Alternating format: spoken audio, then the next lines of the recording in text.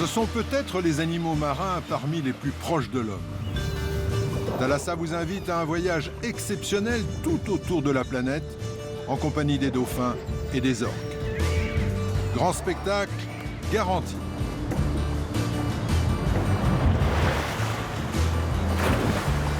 Bonsoir, très heureux de vous retrouver pour une soirée qui va vous étonner, vous émouvoir et vous passionner. Nous sommes au Mariland d'Antibes, un des 3 parcs aquatiques en France qui accueillent des cétacés. Avant de nous intéresser au pouvoir exceptionnel des dauphins et des orques, nous avons voulu d'abord en savoir plus sur la question souvent passionnelle de leur captivité dans ces parcs. Une question qui fait aujourd'hui polémique dans un contexte où le bien-être animal est souvent en une de l'actualité. C'est une enquête d'Isabelle Billet, Stéphane Poul et Sophie Morand.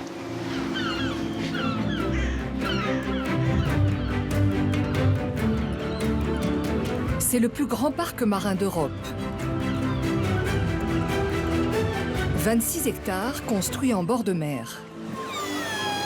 Voici le Marineland, l'un des sites touristiques les plus fréquentés de la Côte d'Azur.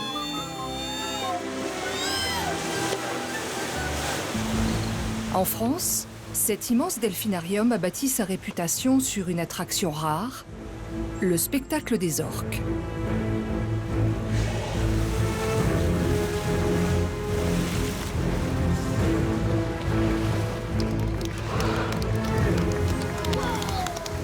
Depuis plus de 40 ans, les acrobaties du plus grand des dauphins assurent le succès du parc d'Antibes. 1 million de personnes défilent chaque année sur ces gradins pour assister au plus exceptionnel des shows du parc.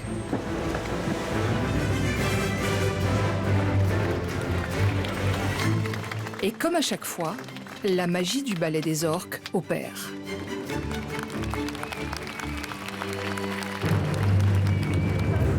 Ce succès populaire fait de Marineland une entreprise florissante. 40 millions de chiffres d'affaires, des centaines d'emplois à la clé.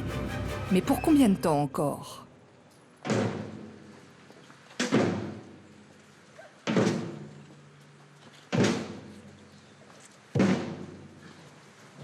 Depuis près de 3 ans, à l'extérieur des enceintes du delphinarium, des activistes ont déclaré la guerre à ce qu'ils appellent l'industrie de la captivité.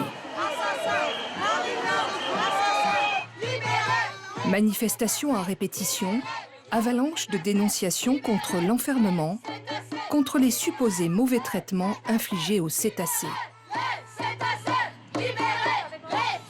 Leurs actions font aujourd'hui vaciller les parcs, ternissent la belle image offerte en spectacle, celle d'une parfaite harmonie entre l'homme et l'animal.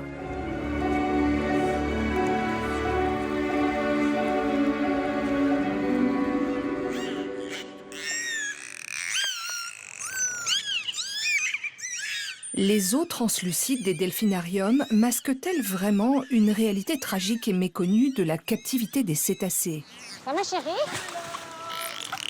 C'est dans les coulisses du Marineland, au bord des bassins, que nous sommes d'abord allés chercher une réponse à cette question. C'est là que travaillent les soigneurs animaliers. Oh là là! Oui, il est là, oui, il est là. On va y aller.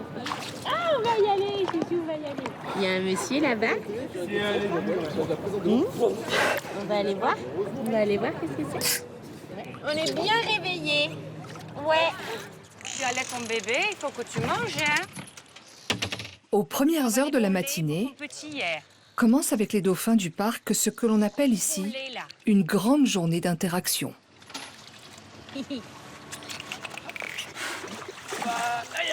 On parle aux dauphins, on les caresse.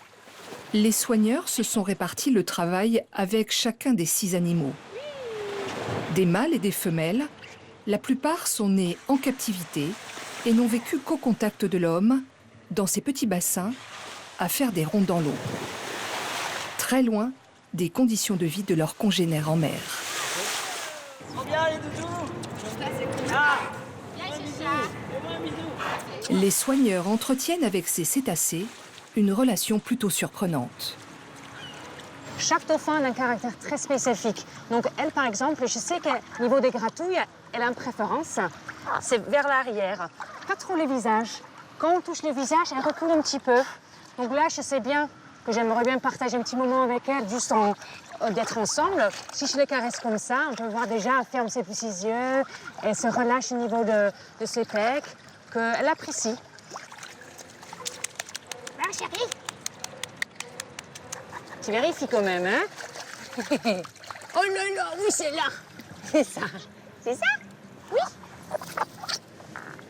C'est ça. Alors.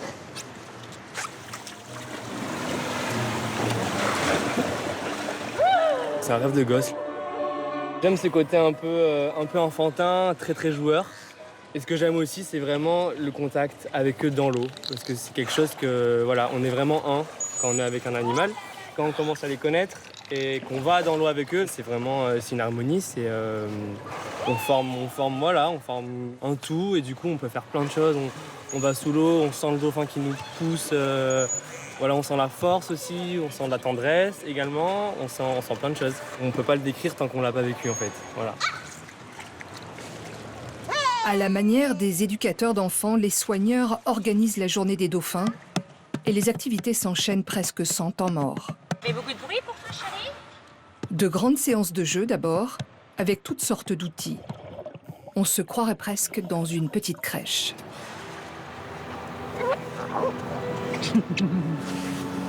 Un peu comme le font les animaux domestiques, les dauphins répondent aux sollicitations et semblent même demandeurs de contact avec l'homme. Oui, tu es beau comme ça. On est dans un jardin d'enfants ici, en fait. Oui, c'est un petit crèche là. Oui. Une petite crèche. Oui. Bah oui, hein, il faut toujours leur stimuler. Hein. C'est comme un enfant, hein, comme mon propre enfant à la maison. Hein. Il peut trouver un jeu très intéressant. Au bout de 15-20 minutes, il dit non, il passe à autre chose. Maman à la maison, maman ici, ça me va. Derrière la grande spontanéité de cette relation entre l'homme et le dauphin se cachent de longues séances d'apprentissage. Des heures d'entraînement pour leur apprendre à réaliser des figures à la demande. Le dauphin, réputé pour son intelligence et sa curiosité, apprend vite et bien. Un ballet de gestes réalisé par les soigneurs provoque une série de comportements chez l'animal. C'est vraiment avec le corps qu'on montre ce qu'on veut. Je peux m'approcher et lui demander « donne-le-moi dans la main, merci ». Ou je peux lui demander « jette-le ». Oui, ça envoie de l'eau aussi. Oui. C'est bien les doudous. Tu es prêt? Tu es prêt? Oui. Allez, on y va. Ce matin, c'est avec un delphino de 2 ans et demi que se déroule la séance de travail. J'ai pas tourné, mais c'est pas grave. Tu veux retourner? Go. Il doit réaliser un saut périlleux arrière. Il va faire 2 essais sans y parvenir.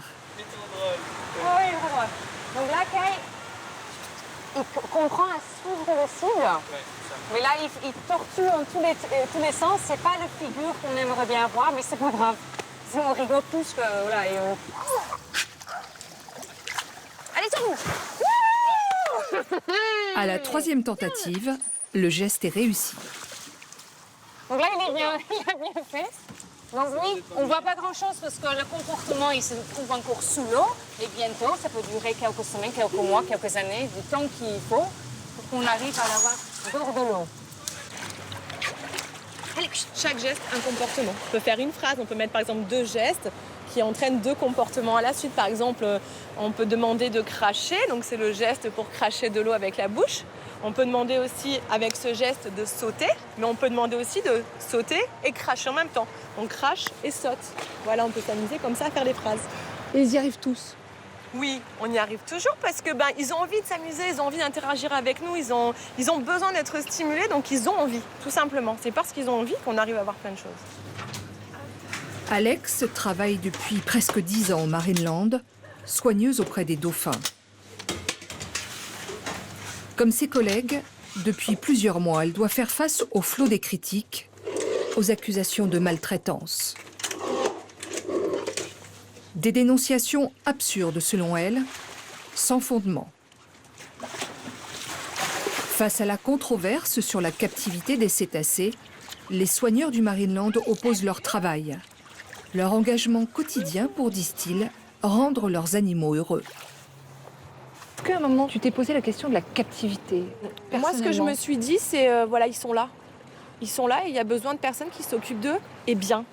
Et moi, c'est ce que j'ai envie de faire. C'est d'être là pour eux et de m'en occuper le mieux possible. Est-ce que vous ne créez pas une dépendance de l'animal vis-à-vis de Alors, vous? le mot, il est assez bizarre pour nous parce que, quelque part, évidemment qu'il y a une dépendance puisqu'on est avec eux. On va nous apporter la nourriture pour qu'ils puissent manger. On s'occupe d'eux au quotidien. Donc oui, maintenant, ils ont aussi toute leur vie sociale ensemble que nous, on est loin de ça, on n'intervient pas. Quand il y a des moments en couple, entre eux, on n'intervient pas. Quand il y a des moments de bagarre, parce que comme tout, un poisson, un jeu, un truc, on n'intervient pas non plus. Donc c'est un petit peu oui et non. Mais bien sûr que si ces animaux-là, d'un coup d'un seul, on les prend, on les met en mer et on s'en va, ça risque d'être compliqué pour eux.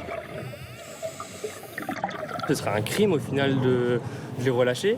Alors oui, ils seraient en liberté, mais ils tiendraient 2 semaines, quoi. Qu'est-ce qui ferait de cette liberté?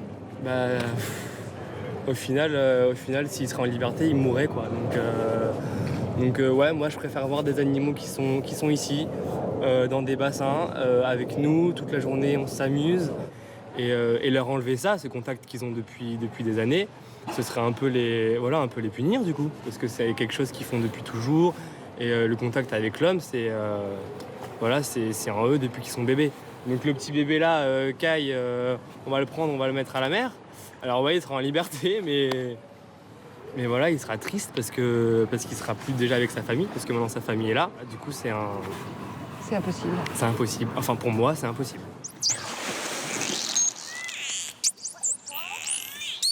Quand on entend ces accusations de maltraitance, quelque part, les gens qui viennent nous voir, ils se rendent compte par eux-mêmes. On n'a pas besoin de dire non, on les maltraite pas parce que ça se voit. Voilà. Notre travail, on le fait devant tout le monde. On cache rien, on montre ce qu'on fait et on est entier avec eux.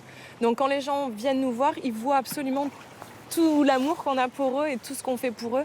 Donc en fait, ça ne me touche pas plus que ça parce que je sais ce que je fais, je sais comment je le fais, je sais tout le cœur que j'y mets et je sais que quand les gens viennent, ils le voient.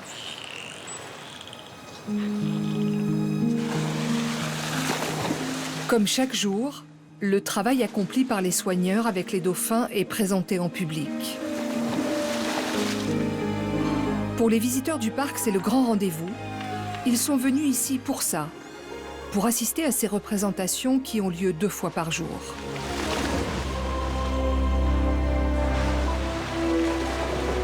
Selon les responsables du delphinarium, ces spectacles sont, comme les jeux et les entraînements, une façon d'occuper la journée des cétacés et de répondre à leurs besoins d'interaction.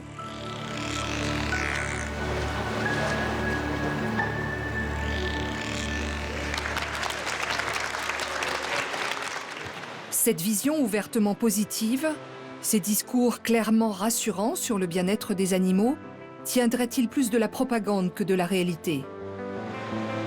Nous nous sommes rendus dans la baie du Mont-Saint-Michel pour y rencontrer une biologiste spécialisée dans les mammifères marins.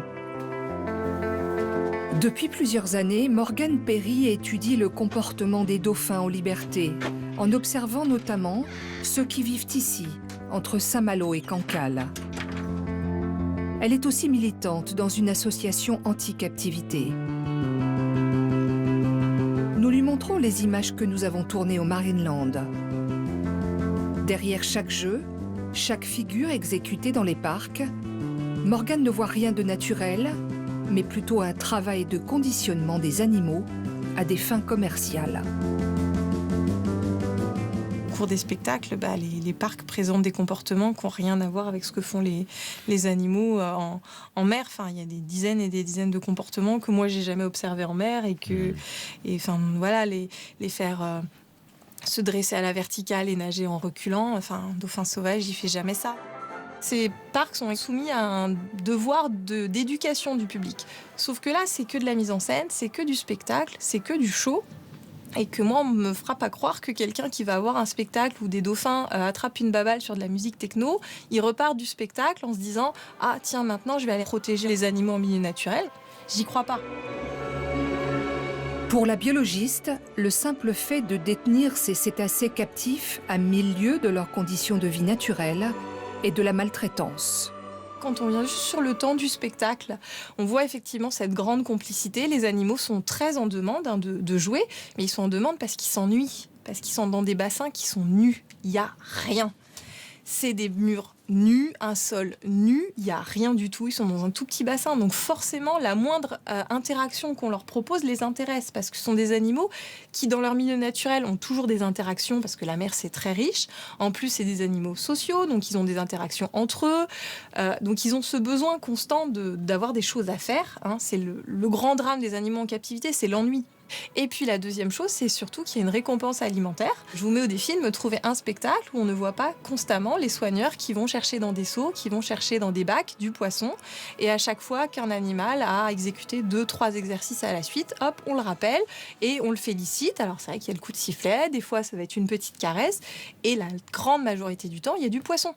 Ils sont incapables de faire un spectacle sans qu'il y ait une récompense alimentaire.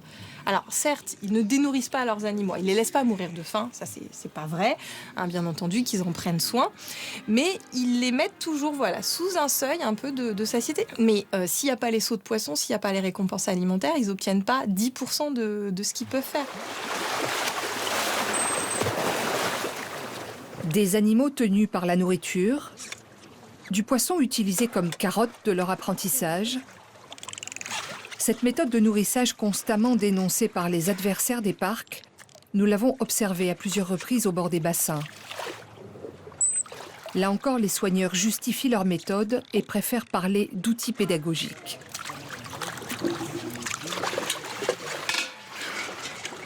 On a une règle, c'est que quoi qu'il arrive, l'animal il a une base à manger, il la mange à la fin de la journée, qu'il ait fait une représentation ou pas, qu'il ait foiré sa séance d'apprentissage ou pas. Donc, Vous le privez ? Non, on le prive pas. La nourriture qu'on n'a pas donnée, c'est celle que l'animal n'a pas voulu manger. La nourriture, c'est la carotte de l'exercice ? Moi, je le vois pas comme ça. Si on donne que du poisson, le poisson, il est plus très intéressant finalement. C'est un animal qui est curieux, qui est intelligent, qui a besoin de stimulation intellectuelle. Ce qui est sympa, c'est que quand il entend le coup de sifflet et qu'il va revenir, il sait jamais ce qui va se passer. Il y a peut-être un soigneur qui va sauter dans l'eau, et il va peut-être recevoir un ballon, il va peut-être recevoir du poisson. Le poisson, ça fait partie de toutes ces choses qu'il aime. Donc oui, on s'en sert, on l'utilise. Au même titre qu'un ballon. Après, il y a des séances de nourrissage où on va se mettre là, on va donner 2 kilos à l'animal parce que ça fait partie de sa base qu'il doit manger dans la journée, quoi. Pour le directeur animalier de Marineland, John Kershaw, les conditions de captivité de ces cétacés n'auraient aujourd'hui rien à voir avec les pratiques d'il y a 30 ou 40 ans. Lorsqu'il était jeune soigneur en Angleterre dans les années 70, on capturait sans vergogne des mammifères marins pour les exhiber comme des animaux de foire. Les premiers cétacés qui arrivent en Europe sont confinés dans de minuscules bassins et mènent une existence misérable. Leur exploitation n'est soumise à aucune règle, c'est la porte ouverte à tous les excès. Moi j'ai commencé, j'avais aucune idée, mais aucune idée, j'étais parachuté dans un delphinarium en Angleterre, j'avais 2 semaines de formation. Et ma formation, c'était où est-ce qu'on fait décongeler le poisson et comment on lave le seau à la fin et combien il fallait leur donner par jour. Notre métier, à l'époque où moi j'ai commencé, c'était montreur d'animaux. C'était du consommable. Et ça, c'est fini, ça. Ah, ça, c'est fini, tout ça. Ça, c'est juste impensable. C'est impensable. Ça, c'est du maltraitance. C'est une maltraitance de ne pas reconnaître, de ne pas avoir connaissance des besoins intellectuels d'un animal. Ça, c'est du maltraitance. Vous êtes sûr qu'il ne souffre pas ? Je suis certain. Ah non, mais je suis certain. Ça fait 40 ans que je fais ça. Je ne suis pas un grand méchant, moi. Hein. Je ne dormirai pas. Hein. Si vraiment on faisait du mal, je ne dormirai pas. Malgré toutes leurs affirmations, les parcs sont au cœur de la tourmente. Leurs arguments sont contestés surtout depuis la sortie du film documentaire choc Blackfish. Il y a 3 ans, cette enquête à charge tournée aux États-Unis est projetée en France. On y dénonce des traitements cruels infligés aux orques. La captivité les rendrait fous et en ferait des tueurs. Le film est devenu le symbole du combat des défenseurs de la cause animale et son impact sur le public est croissant, provoquant une baisse de la fréquentation de tous les delphinariums français. Blackfish, ça a donné une visibilité au grand public de ce qui se cache derrière la magie des spectacles, la magie de la complicité entre soigneurs et animaux. Ça a permis vraiment une mise en lumière et surtout une ouverture sur le grand public, sur monsieur et madame tout le monde qui, le week-end, en famille, allait dans ces parcs pour voir les spectacles et voir que les orques sautaient et les arrosaient. Dawn is the senior trainer here at Shamu Stadium. She captured what it means to be a SeaWorld trainer, that it made me realize what happened to her really could have happened to anyone. Ce film qui ébranle le monde des delphinariums revient sur un drame survenu en 2010, dans le grand parc américain SeaWorld en Floride. Dawn Brancheau, que l'on voit ici en train de nourrir une orque, est une dresseuse chevronnée. Elle travaille depuis des années avec Tillicum, une orque captive depuis 25 ans. Ce grand mâle est l'une des vedettes des bassins.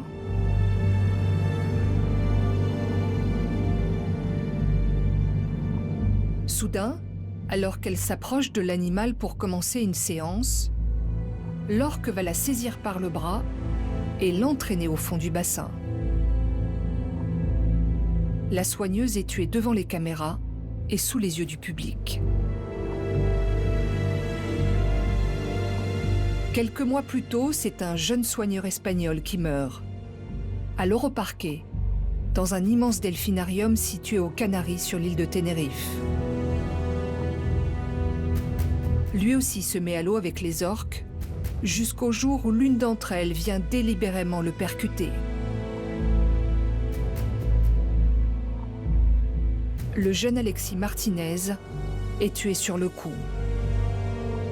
On dénombre 4 accidents mortels avec les orques captives.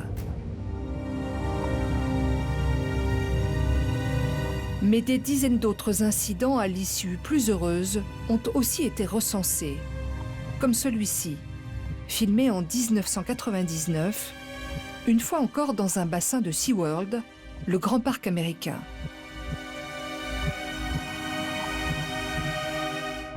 Le soigneur Kim Peters va se mettre à l'eau avec une orque femelle.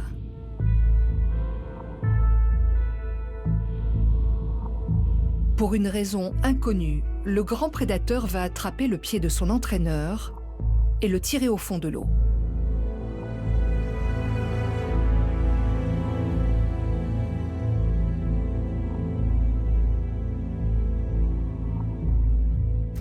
Une première fois, puis une deuxième. La scène est intégralement filmée. Pendant près de 10 minutes, le soigneur est immergé de force, puis ressorti de l'eau. L'orque joue comme avec sa proie et l'homme suffoque.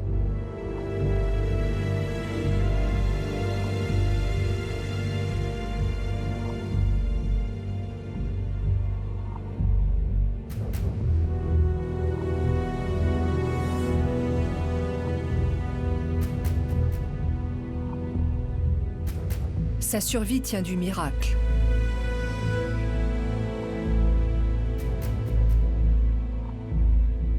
La vérité sur ces accidents est longtemps restée dissimulée. Était-ce pour protéger les intérêts commerciaux des parcs? Les associations en sont convaincues. En France, aucun accident de ce type n'a jamais été officiellement signalé.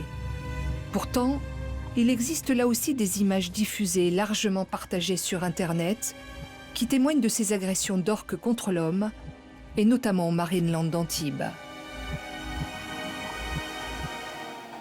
Là, on a Freya, donc une orque, une femelle. Sur le début de la séquence, on voit tout se passe bien. L'orque interagit, elle répond aux ordres, elle projette de l'eau, là.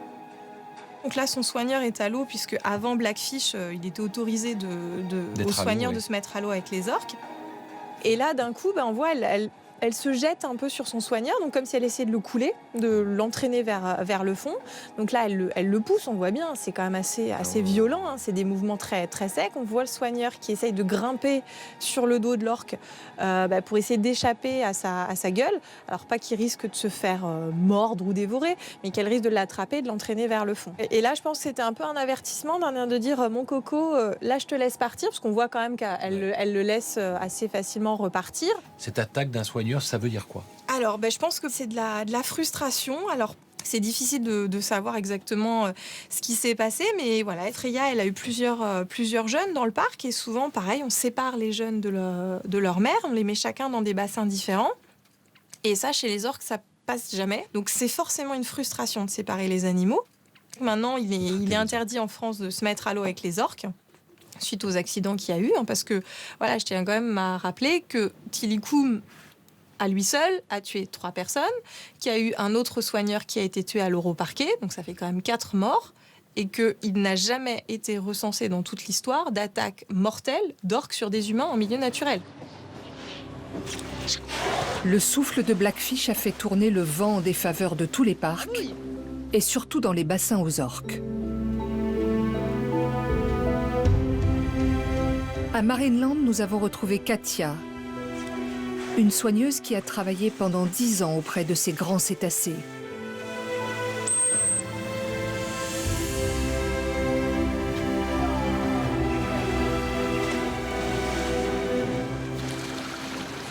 Nous l'avions filmée en 2005 et à l'époque, elle excellait dans l'art de ces ballets aquatiques offerts en spectacle.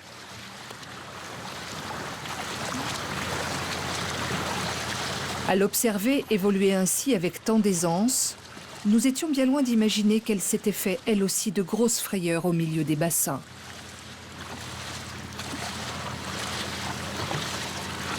Tous mes jours de présence à Marineland, j'étais dans l'eau, plusieurs fois par jour. Et il y a eu 2 fois où je ne me suis pas sentie en sécurité. Et je m'en rappelle très bien. Qu'est-ce qui s'est passé ? Une fois, une orque m'a gardée au milieu du bassin. J'essayais de me rapprocher du bord et elle se calait entre le bord et moi. Alors, je me remettais en position d'attente. Je faisais rien d'intéressant avec elle pour qu'elle se désintéresse de moi. Et j'essayais de rendre mes collègues sur le bord un petit peu plus intéressants. J'étais pas tranquille, je me demandais comment ça allait finir quand même. Donc voilà. Et qu'est-ce qu'on fait dans ces moments-là? On est très patient. Et puis on essaye, avec nos exercices justement de sécurité qu'on a appris avant, à les mettre en place. Et puis on va pas contre l'animal, on n'essaye pas. C'était vraiment, tu veux pas me laisser sortir de l'eau, ok, pas de souci, je sors pas pour l'instant. Alors c'est une orque avec qui j'avais un excellent relationnel. Et je pense que ça vient de là. C'est-à-dire ? Je pense qu'elle n'avait pas envie que je sorte de l'eau. On était bien et je pense vraiment qu'elle n'avait pas envie de sortir de l'eau. Depuis 2010, plus aucun soigneur n'est autorisé à se mettre à l'eau. Une décision prise dans la foulée des accidents mortels. C'est le cours normal des choses parce que ce qui est arrivé à cette soigneuse aurait pu arriver à n'importe quel soigneur qui travaille avec des orques. Donc après, nous, en tant que soigneurs ici, avec ces animaux-là, on l'a pas forcément vécu comme une décision normale. Ça venait pas de nous, c'était pas notre choix. Vous auriez eu envie de continuer Oui. de nager avec les orques? Oui, oui. Ça vous semblait normal, sans risque? Ça nous a jamais semblé sans risque, hein. Jamais, jamais, jamais. Mais on était assez formés, on connaissait assez bien nos animaux pour évaluer ces risques, en tout cas. Et pour décider, non, là, moi, je nage pas. Aujourd'hui, je nage pas avec tel animal.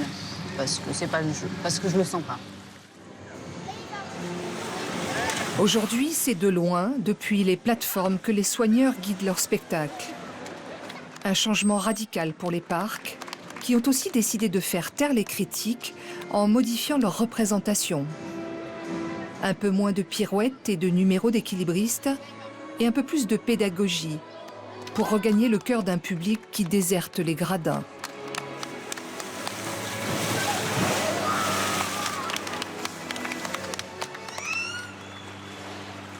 Ne plus nager avec les orques a changé le quotidien de tout le monde autour des bassins.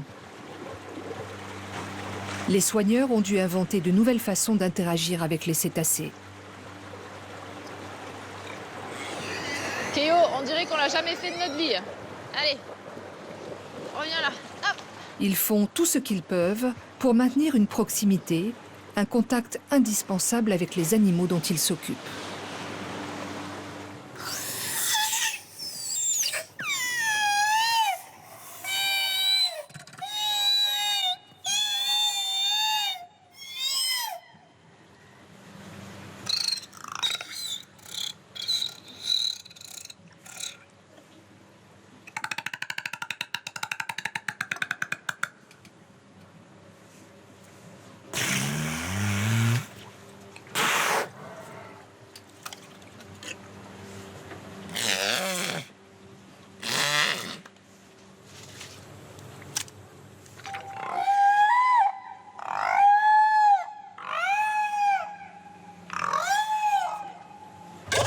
Oh bah la tienne, hein.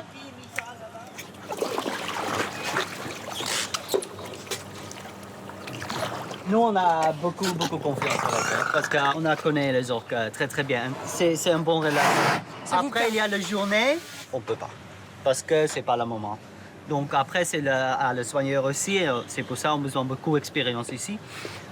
Parce qu'on a besoin de voir le petit signe pour dire « Ah, aujourd'hui, il y a quelque chose dans le bassin, il n'y a pas la bonne atmosphère entre eux. C'est pas la journée pour faire les trucs comme ça. » Mais oui, on est très tactile avec eux. Ça. Est-ce que parfois, néanmoins, Il adore. Truc débile comme ça. ils peuvent avoir des réactions qui sont surprenantes et que vous ne pouvez pas anticiper? Non, c'est très rare. C'est très rare. Tu vas avec nous? Allez, on y va. Dans les 4 bassins qui leur sont réservés, 4 orques cohabitent. Un grand mâle, une femelle et 2 de ses petits, nés ici en captivité. Dans ces parcs, depuis plusieurs années, on fait se reproduire les orques par insémination artificielle et ça marche. C'est une façon de maintenir la population dans les bassins, car depuis plus de 20 ans, la capture en milieu naturel est interdite. Mais depuis cet hiver, une nouvelle est venue à nouveau faire trembler les parcs. L'annonce de la suspension du programme de reproduction des orques, un virage radical.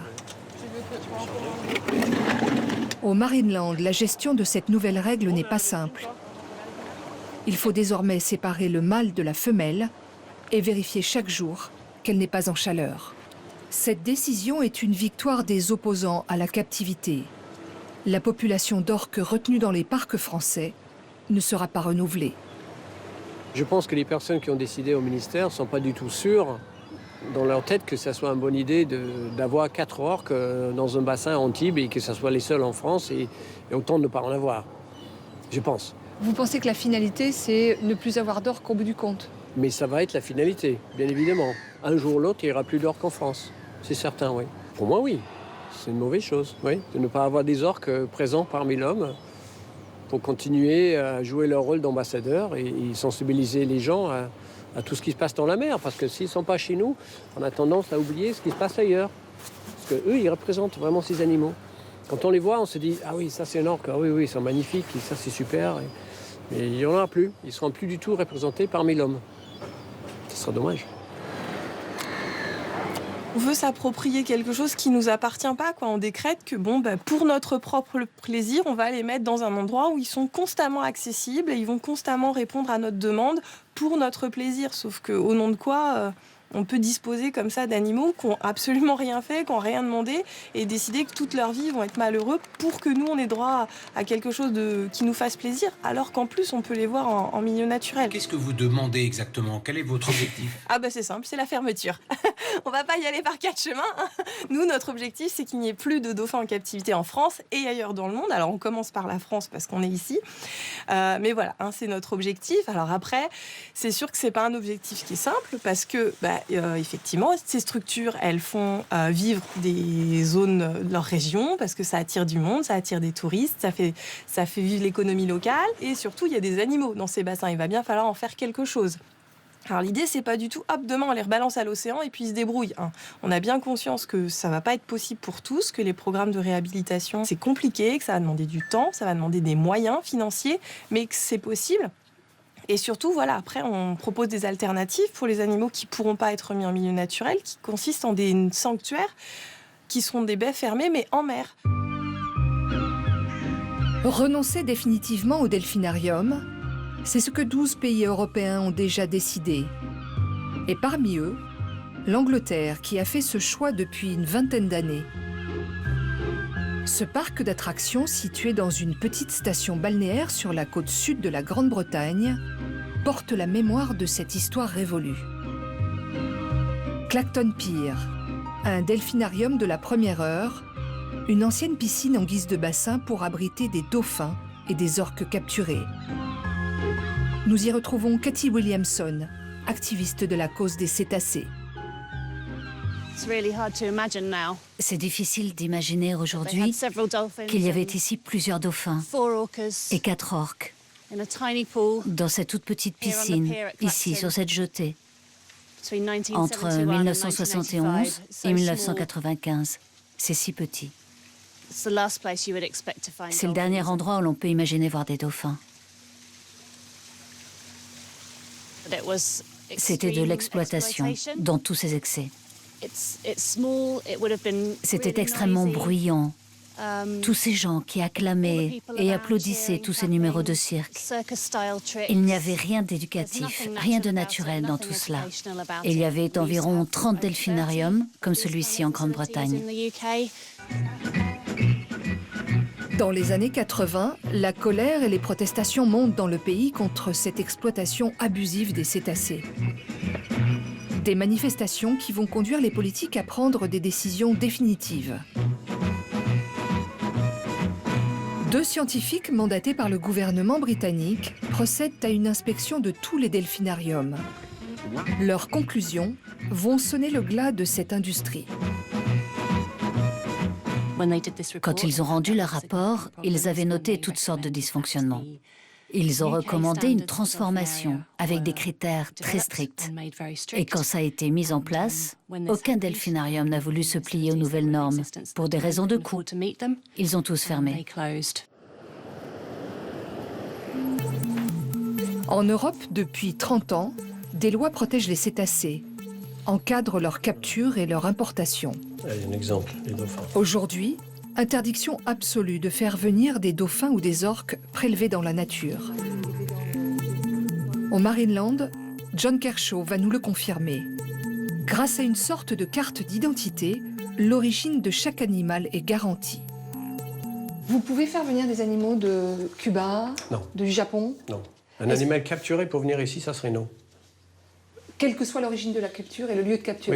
Oui. Okay, donc à l'extérieur de l'Europe, mais de toute façon en Europe, c'est interdit les captures. D'accord. C'est interdit en France depuis 70. Donc vous pouvez faire venir que des animaux qui sont nés en captivité et qui sont déjà dans d'autres parcs. Qui sont déjà en Europe. En Europe. Oui. Et cette règle, en théorie incontournable, s'applique partout en Europe. En théorie seulement. Une aventure récente nous montre qu'il est encore possible de contourner les interdits. C'est l'histoire de l'orque Morgane, une femelle qui fait aujourd'hui des acrobaties dans un parc situé sur la grande île de Tenerife aux Canaries. Morgane n'est pas née en captivité, elle a été récupérée il y a 6 ans en mer du Nord. Comment cette jeune orque sauvage s'est-elle retrouvée dans ces bassins? Malgré tous les règlements censés la protéger, Morgane est aujourd'hui une orque captive.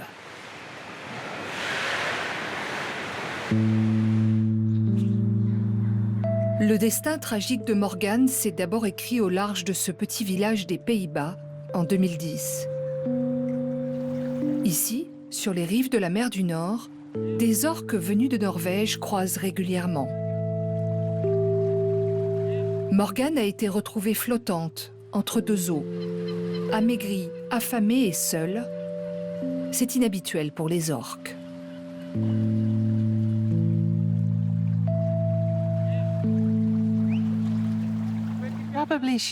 Elle avait dû perdre sa mère, peut-être à cause d'une tempête. Quand ils sont trop éloignés les uns des autres, les orques ne peuvent plus s'entendre. Peut-être qu'elle était malade aussi. Elle était lente et ne pouvait pas suivre le groupe. Sa mère a dû faire un choix, rester avec elle ou suivre son groupe. Et dans la nature, bien sûr, des décisions sont prises. La mère a choisi de rester avec le groupe pour assurer sa propre survie.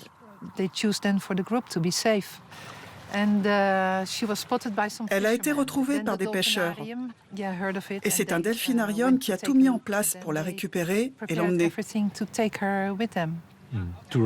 C'était pour la sauver. Oui, pour la sauver, bien sûr. Mais dès le début, quand nous avons vu qu'il s'agissait d'une orque, une petite alarme s'est mise en route dans la tête. La jeune orque est emmenée dans le delphinarium néerlandais d'Ardevik et déposée dans le bassin où doit s'engager sa réhabilitation. Morgane doit être soignée.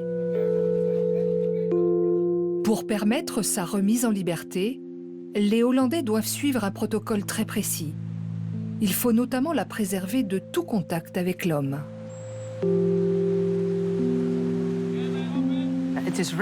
Ça devait se passer comme ça. Le sauvetage d'abord, puis la remise en liberté, c'est ça le protocole. Et ils avaient 6 mois pour le faire. Bien sûr, si la réhabilitation prend plus de temps et qu'il faut la relâcher un peu plus tard, c'est OK. Mais le souci, c'est qu'ils ont oublié la dernière partie du protocole. Morgane reprend des forces rapidement. L'orque sauvage devient en très peu de temps sociable, presque familière.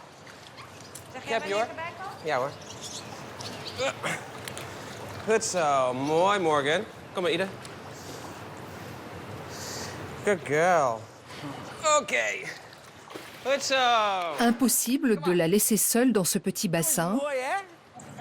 Les soigneurs sont aux petits soins pour elle, s'en occupent 24 heures sur 24. Serait-il contre toute attente en train de domestiquer Morgane? Le parc d'Ardevik a une longue expérience dans le dressage et la revente de ces grands prédateurs.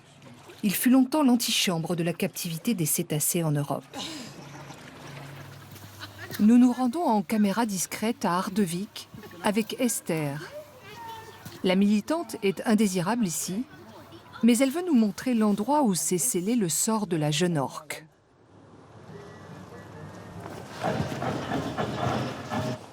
C'est le bassin de Morgane. C'est là qu'elle vivait? Oui, c'est là qu'elle était. Je continue à penser que c'est son bassin, parce qu'elle y a passé 17 mois. Elle ne pouvait pas se redresser dans ce bassin, parce que c'était trop petit. Dès la première semaine, le vétérinaire d'un parc américain SeaWorld est venu ici. On a annoncé qu'il venait là aider l'équipe et voir comment elle allait. Et quand on a appris ça, on a su que quelque chose se passait.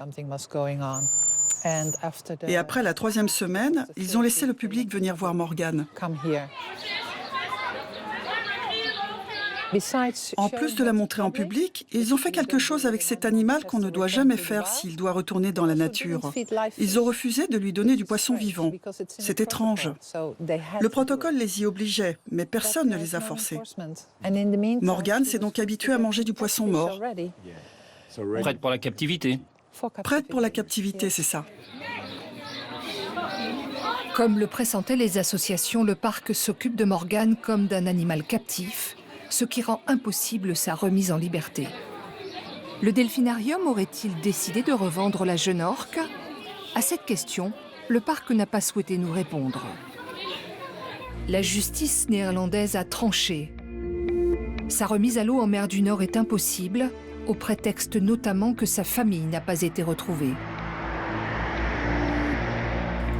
Elle va donc parcourir 4000 km pour rejoindre un environnement aux antipodes de son lieu de vie d'origine, l'archipel ensoleillé des Canaries.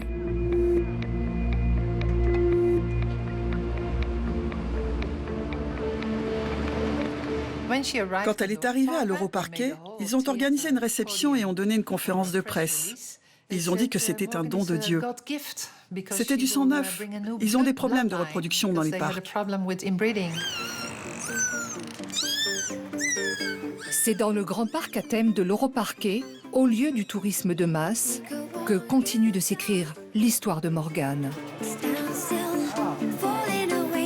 Nous avons retrouvé la jeune orque qui vit maintenant avec 5 de ses congénères. Toutes appartiennent aujourd'hui au parc américain SeaWorld. Morgane passe ses journées à enchaîner entraînement et choses aquatiques un peu kitsch.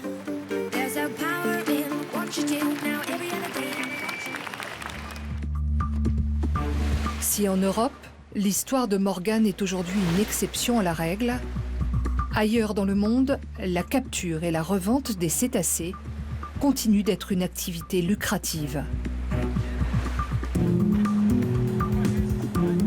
Nous avons maintenant rendez-vous à Madrid avec un homme qui nous attend à l'aéroport.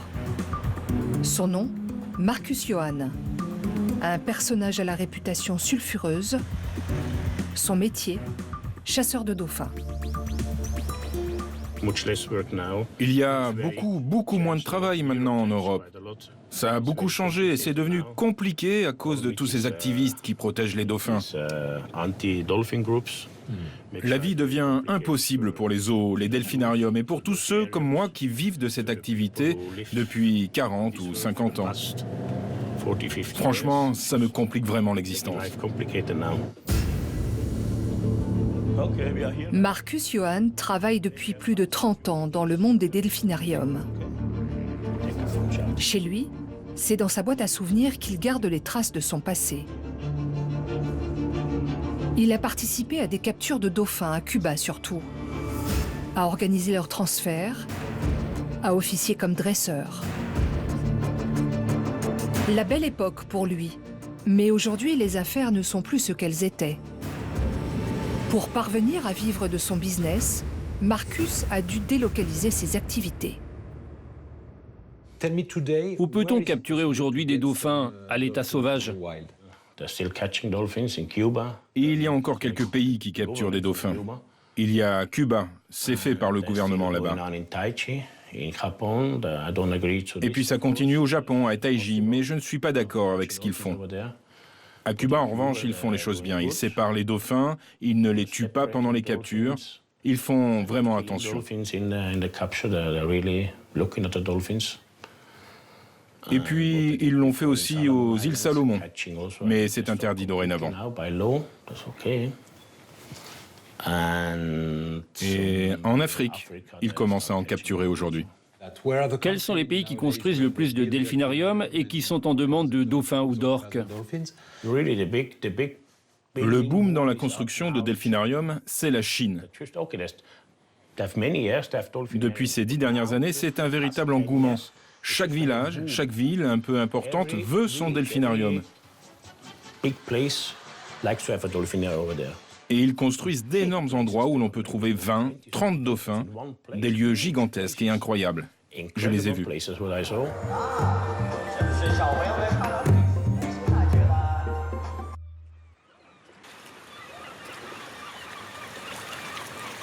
Nous retournons au Marineland d'Antibes, car nous avons un dernier rendez-vous au bassin des orques.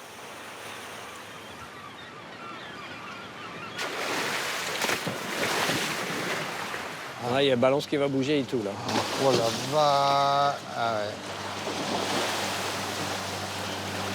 T'as vu le morceau? C'est impressionnant. Ouais. On n'a pas tous les jours l'occasion de les observer comme ça, non? C'est un morceau, hein? Ouais. Nous retrouvons Christophe Guinet, un scientifique français grand spécialiste de cette espèce. Il étudie depuis 20 ans les familles qui résident autour des îles Kerguelen, les terres antarctiques françaises. Nous l'avons sollicité pour qu'il nous éclaire sur le futur des 4 dernières orques du parc. Faut-il les garder captives jusqu'à leur disparition? Faut-il au contraire les relâcher, comme le réclament toutes les associations de défense de la cause animale? Alors, notre athlète, combien tu pèses? Son temps, il a perdu 4 kilos. Aujourd'hui, dans les Marineland, on est déjà à la 2e génération d'orques nés en captivité. Donc, ils ne connaissent rien de la vie en milieu naturel. Et c'est ce qui me fait dire, au vu de l'expérience acquise, qu'il est aujourd'hui totalement, de mon point de vue, totalement impossible d'envisager la réintroduction de ces animaux en milieu naturel. Parce que tout simplement, il y a une perte totale des modes de vie dans ces milieux naturels. Et donc, ils ne sont pas armés et outillés pour pouvoir trouver leur proie, une fois qu'ils les ont trouvés, les chasser efficacement. Et en plus, ils ne seront pas acceptés socialement par les autres groupes d'orques présents. En se focalisant essentiellement sur les conditions de vie des animaux en captivité, qui est un sujet en soi, on oublie peut-être un peu trop quels sont les vrais enjeux pour assurer la conservation de ces espèces dans leur milieu naturel. Et de mon point de vue, même si c'est malheureux pour ces 40 orques qui sont en captivité à l'échelle mondiale, les enjeux, ils ne sont pas là pour la conservation des espèces. Les enjeux, ils sont dans l'océan.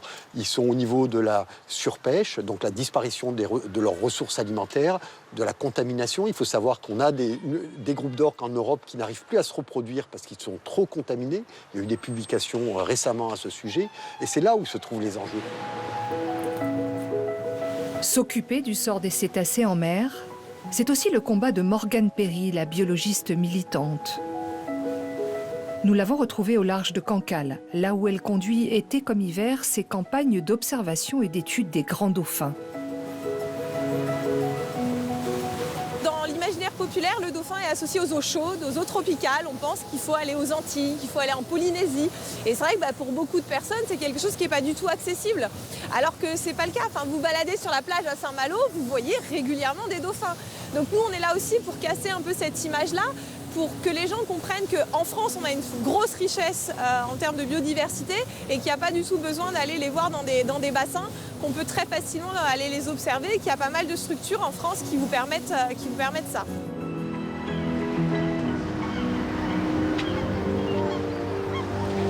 À l'évidence, dauphins et orques sont dotés de pouvoirs d'apprentissage exceptionnels. Leur vie émotionnelle et sociale est aussi très proche de la nôtre. Et vous allez le découvrir tout de suite, le temps n'est pas si loin où nous pourrons peut-être parler avec eux.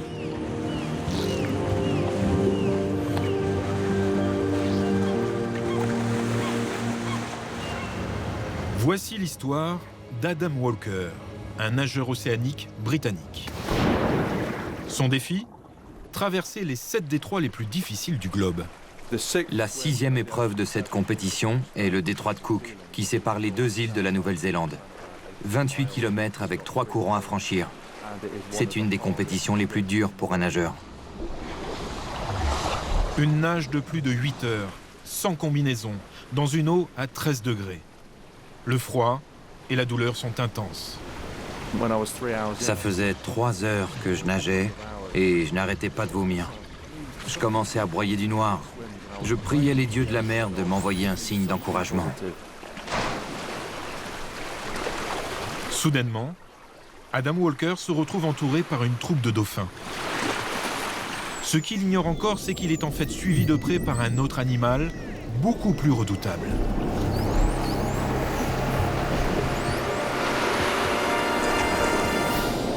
Un grand requin blanc.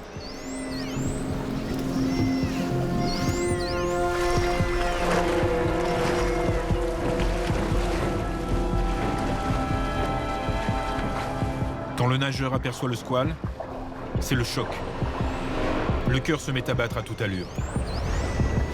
Adam Walker pense d'abord retourner au bateau, mais son défi serait perdu.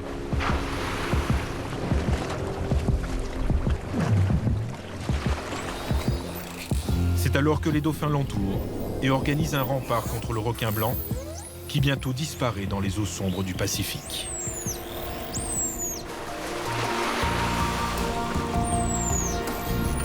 Mais en fait, je me sentais en sécurité avec ces dauphins tout autour de moi. Pendant plus de 3 heures, les dauphins vont escorter le nageur qui pourra terminer sa traversée du détroit. C'est seulement quand le pilote du bateau m'a dit « Adam, le temps passe, tu as encore les 3 courants à traverser » que je me suis dit « Ok, merci les dauphins, mais je dois continuer mon chemin. » Dès que j'ai eu cette pensée, en 5 secondes, les dauphins avaient disparu.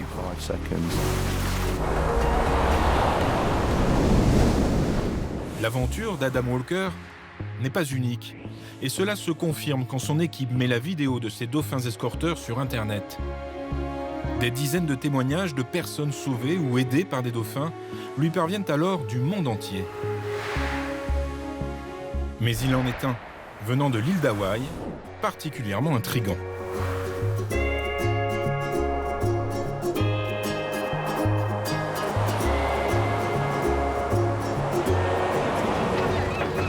Martina Wing, une cinéaste sous-marin de la baie de Kona, lui fait en effet cette réflexion troublante. Si les dauphins nous aident, c'est parce qu'ils savent que nous pouvons les aider. Nous sommes allés à Hawaï retrouver Martina, qui travaille pour un club spécialisé dans les plongées nocturnes. On vient ici de loin pour voir le magnifique ballet des raies manta.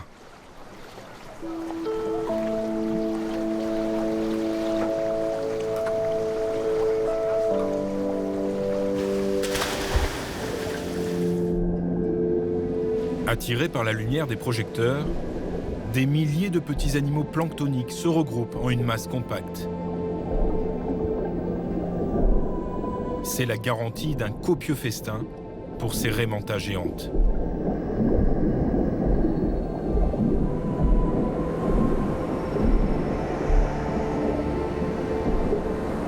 En 15 années de plongée quotidienne, Martina n'a jamais vu aucun dauphin participer à cet étrange ballet. Et puis, un soir, un événement improbable se produit.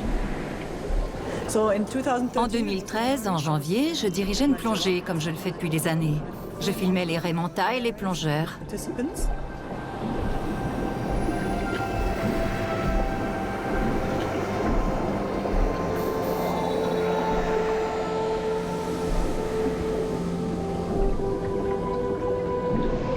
Une plongée comme les autres. La nuit était belle, on avait une douzaine de raies autour de nous. Tout à coup, j'ai entendu ce signal qui sert à attirer l'attention des plongeurs. Le plongeur de sécurité tapait sur ses bouteilles. Je regarde autour de moi et je vois un dauphin venir droit vers nous. J'ai remarqué qu'il ne pouvait pas tourner la tête vers la droite. Il y avait un fil de pêche entre sa gueule et sa nageoire pectorale. Je continue à filmer, le dauphin s'approche de Keller. Il se met vraiment sous son nez comme pour dire « Hey, il faut que tu m'aides !» Le plongeur, sollicité par l'animal, comprend tout de suite que la nageoire du dauphin est transpercée par un hameçon. Un fil de pêche lui entrave la bouche. Aussitôt, il essaie d'aider le dauphin qui se laisse faire docilement. L'animal semble avoir compris que seule l'agilité de ses doigts pouvait le libérer. Quelle incroyable preuve de confiance.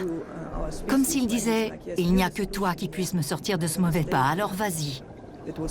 Il s'est laissé faire sans bouger pendant tout ce temps. Je n'en croyais pas mes yeux. Son problème ne pouvait être résolu que par un humain, il le savait. Il aurait pu partir n'importe quand. Keller a réussi à lui enlever la ligne. Et là, sa nageoire pectorale s'est remise à bouger. Ensuite, comme pour dire « C'est bon, ma nageoire remarche », il a fait demi-tour et a disparu dans le noir. Bye bye. Incroyable.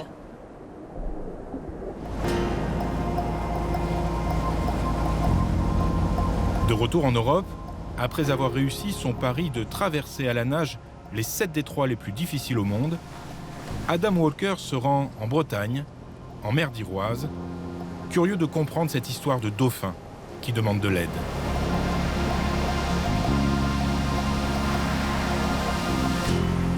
Dans ce décor de l'île de Sein, où vivent à l'année une trentaine de dauphins, Adam Walker est venu retrouver et questionner une spécialiste du comportement animal, Fabienne Delfour. Il y a un truc incroyable. En gros, les humains ne plongent vraiment que depuis une 50aine d'années. Alors, comment ce dauphin a-t-il su qu'il devait demander de l'aide à un humain plutôt qu'à un autre dauphin? C'est quand même sidérant, ce rapport entre les humains et les dauphins. C'est incroyable. Et tu peux pas dire que les humains sont connectés aux dauphins. C'est comme si tu disais qu'on était connectés aux singes, en général. Donc, il y a une trentaine d'espèces chez les dauphins. Ce qu'on connaît le mieux et ce qu'on suspecte d'être les plus intelligents, ce sont les dauphins truncatus, les Tursiops truncatus, les grands dauphins et les orques. Alors, dans les légendes qui circulent depuis toujours sur les dauphins et les hommes, il est toujours question du grand dauphin? Tout à fait. Apparemment, toutes les histoires de sauvetage, de pêcheurs, de nageurs par les dauphins, ce sont des Tursiops truncatus, les grands dauphins. Ainsi, chez les dauphins, les premiers de la classe, les plus intelligents seraient les Tursiops. Ces dauphins devenus populaires il y a 50 ans grâce à la célèbre série télévisée Flipper le dauphin. C'est d'ailleurs ici en Floride, dans le décor où vivait le vrai Flipper, que se poursuivent depuis plus de 40 ans des recherches sur les capacités cérébrales des dauphins. Au Dolphin Research Center, Kelly Giacola, docteur en psychologie, dirige depuis une vingtaine d'années des recherches sur l'intelligence des Tursiops. Elle s'est focalisée sur une question. Peuvent-ils comprendre des concepts tels que les mathématiques? Elle a donc mis au point toute une batterie de tests.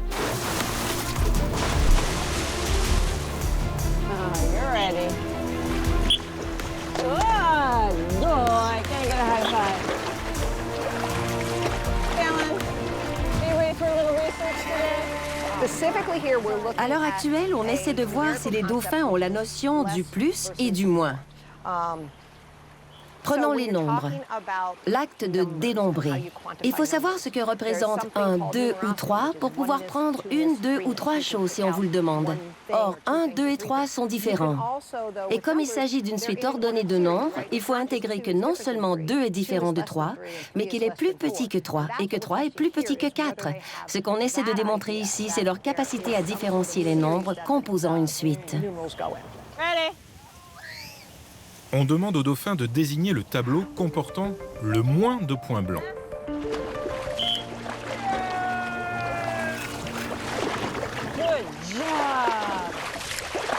Au début, c'est simple.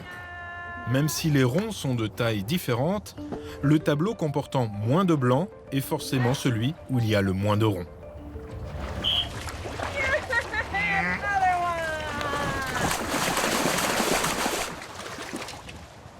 Puis ça se complique. Il y a presque le même nombre de points sur les deux tableaux.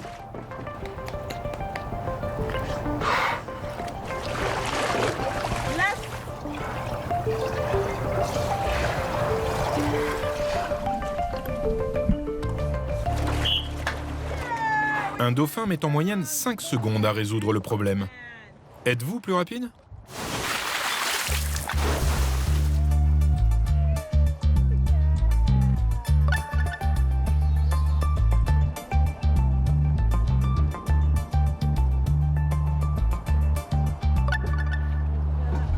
On peut recommencer l'expérience des dizaines de fois. Le dauphin ne se trompe presque jamais.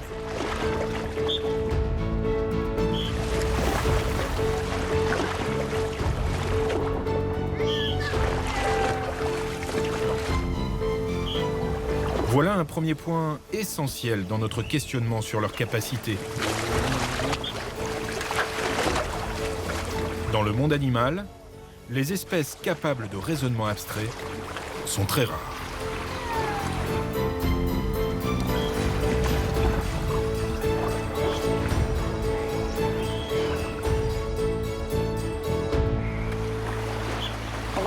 Il y a pas mal d'aptitudes que l'on croyait spécifiquement humaines. Mais plus on multiplie les tests sur des dauphins ou des chimpanzés, plus il est clair qu'ils en possèdent certaines. Nous ne sommes peut-être pas aussi uniques que nous le pensions. Ouais! Super! Et si nous avions avec les dauphins d'autres points communs, comme la conscience de l'autre? Mais pour avoir conscience de l'autre, il faut déjà avoir la conscience de soi. Et ça, seule une petite dizaine d'animaux en sont dotés. Comment arriver à déterminer qu'un animal a la conscience de lui-même? On lui fait passer le test du miroir. Dans la forêt équatoriale du Gabon, observons les réactions les plus typiques d'un animal sauvage face à son propre reflet. Il y en a 5. L'indifférence, la curiosité, la peur, la séduction. Dans presque tous les cas, l'animal croit voir un autre individu. Il ne prend pas conscience qu'il s'agit de lui. La dernière réaction, la plus courante, est l'agressivité.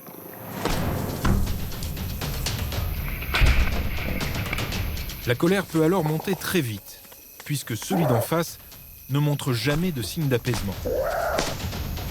Et en plus, impossible de l'attraper, c'est à devenir fou.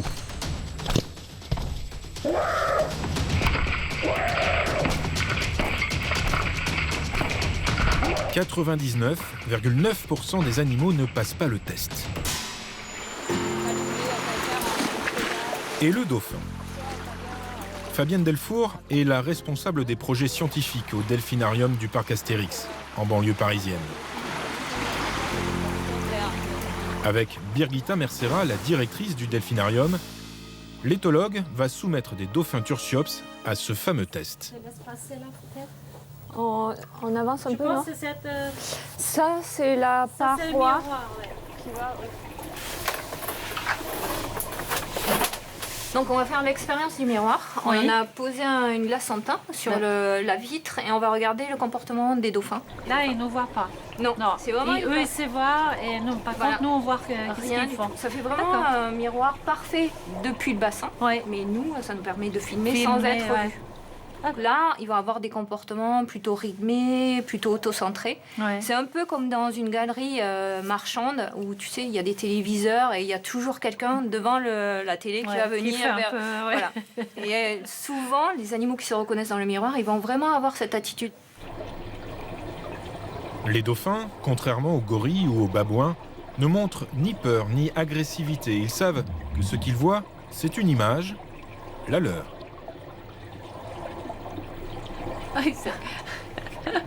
Bah oui, c'est beau. Ah bah oui, magnifique.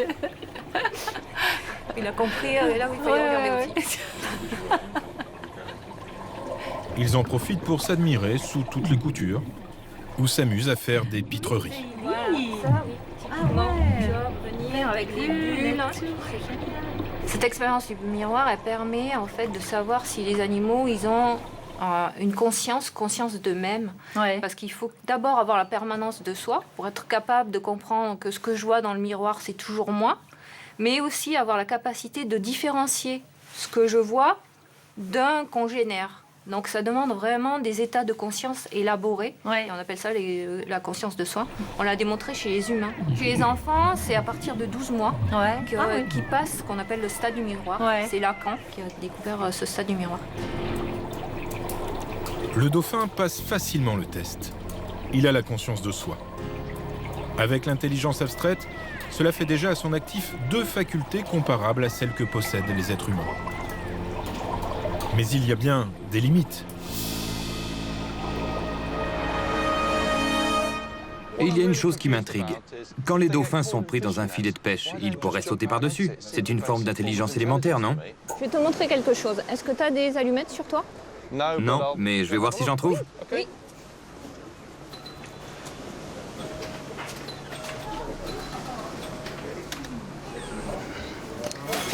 Alors, ne t'inquiète pas parce que 95% des personnes ne comprennent pas l'astuce. Je vais te demander de faire 4 triangles avec 6 allumettes.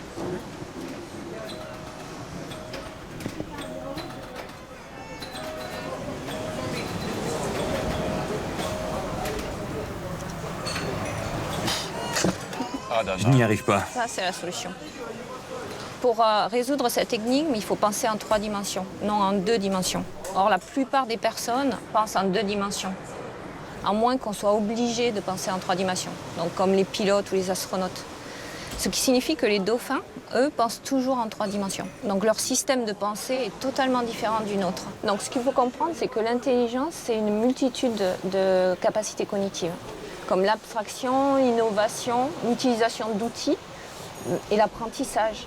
Donc quand les dauphins sont coincés pour la première fois dans un filet, c'est une situation qui est extrêmement stressante dans laquelle ils doivent trouver une solution. Une fois qu'ils auront trouvé la solution, ce sera pour toujours. C'est comme toi avec le problème des allumettes. Une fois que tu as appris à passer à 3D, tu as appris cela et ça sera vraiment pour toujours. C'est pareil que chez les humains alors? Tout à fait.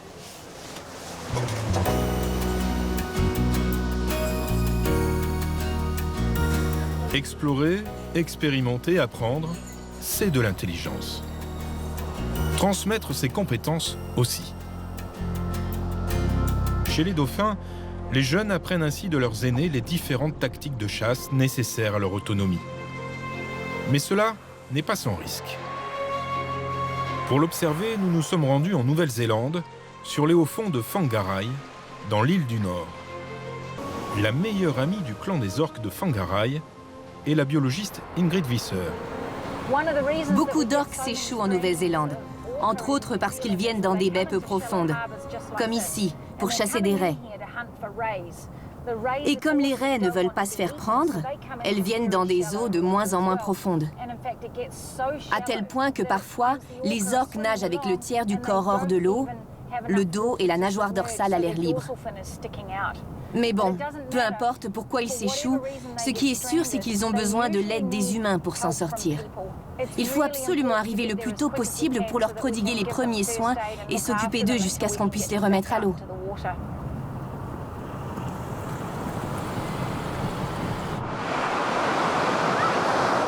Voici Petita. C'est la 2e fois qu'il s'échoue. Une vague arrive. Ok, on y va.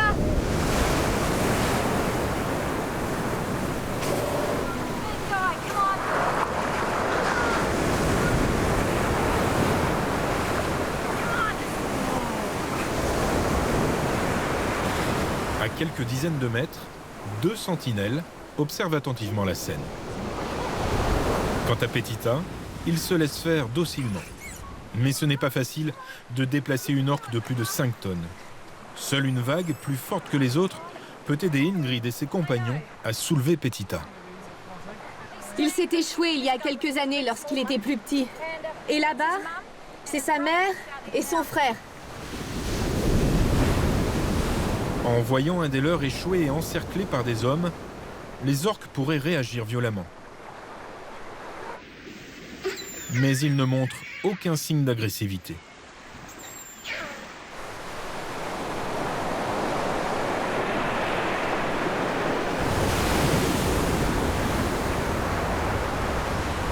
Cela fait maintenant 2 heures qu'Ingrid et son équipe se démènent pour remettre Petita à flot.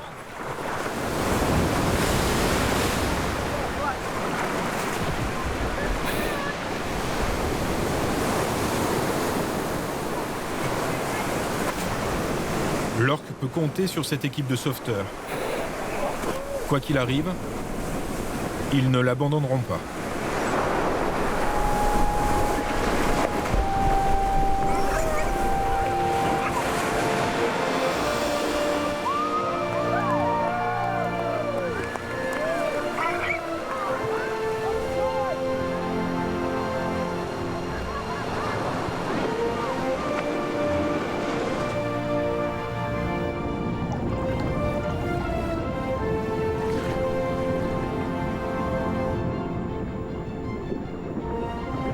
La relation de confiance qu'Ingrid a établie avec cette famille d'orques de la baie de Whangarei lui a ouvert leur univers.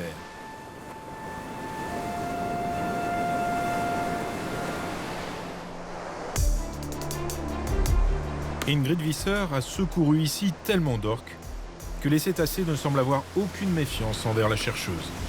Au contraire, c'est avec confiance qu'ils acceptent volontiers à leur côté la présence régulière de la biologiste. Grâce à ce privilège, elle a pu les approcher de très près. Et ce qu'elle a découvert en les regardant chasser est extraordinaire. Où que l'on aille dans le monde observer des orques, on les verra chasser de manière différente. D'où la notion de culture distincte. C'est fascinant pour nous qui étudions les orques de voir à quel point ils sont différents selon la région où ils vivent. Comme chez les humains, il existe chez eux différentes cultures et chaque population a ses singularités.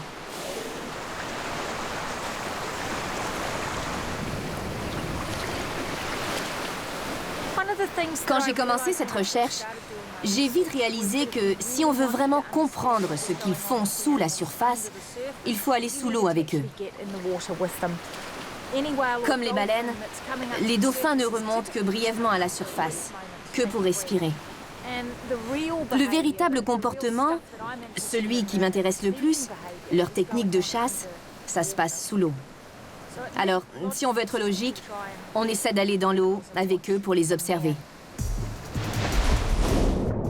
À chaque plongée, comme un salut de bienvenue, les orques s'approchent d'Ingrid, puis retournent à leurs occupations, la laissant les suivre. C'est ainsi que la biologiste a pu filmer un comportement singulier qui repose entièrement sur les capacités d'observation de cette population d'orques polars. Les orques de Nouvelle-Zélande sont uniques. Ils se distinguent notamment par leur façon de chasser. Lorsqu'ils chassent les raies, ils viennent dans des baies peu profondes, comme ici. Ils vont vraiment là où il y a très peu d'eau, parfois moins d'1 mètre de profondeur. On ne peut pas compter que sur sa force pour chasser. Et ces orques l'ont compris.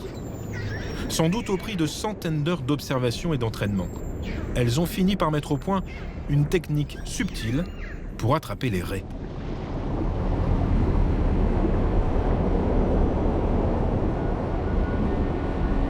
Quand elle est soulevée par la queue, tête en bas, une raie tombe instantanément en catatonie, une sorte de paralysie qui empêche tout mouvement. Dès qu'elle se retrouve à plat, elle peut de nouveau bouger.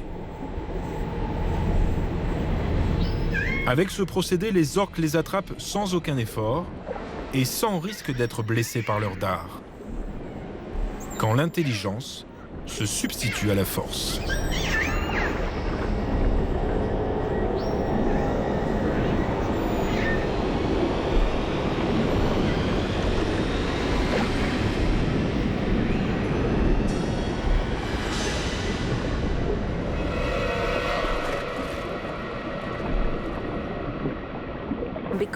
Je mène cette recherche depuis assez longtemps pour connaître la plupart des individus. Je suis capable de les reconnaître au premier coup d'œil et même de deviner ce qu'ils vont faire. Par exemple, Rocky. Il s'appelle comme ça parce qu'il chasse dans les rochers. Quand je le vois, je suis à peu près certaine qu'il va aller explorer les zones rocailleuses pour trouver des raies.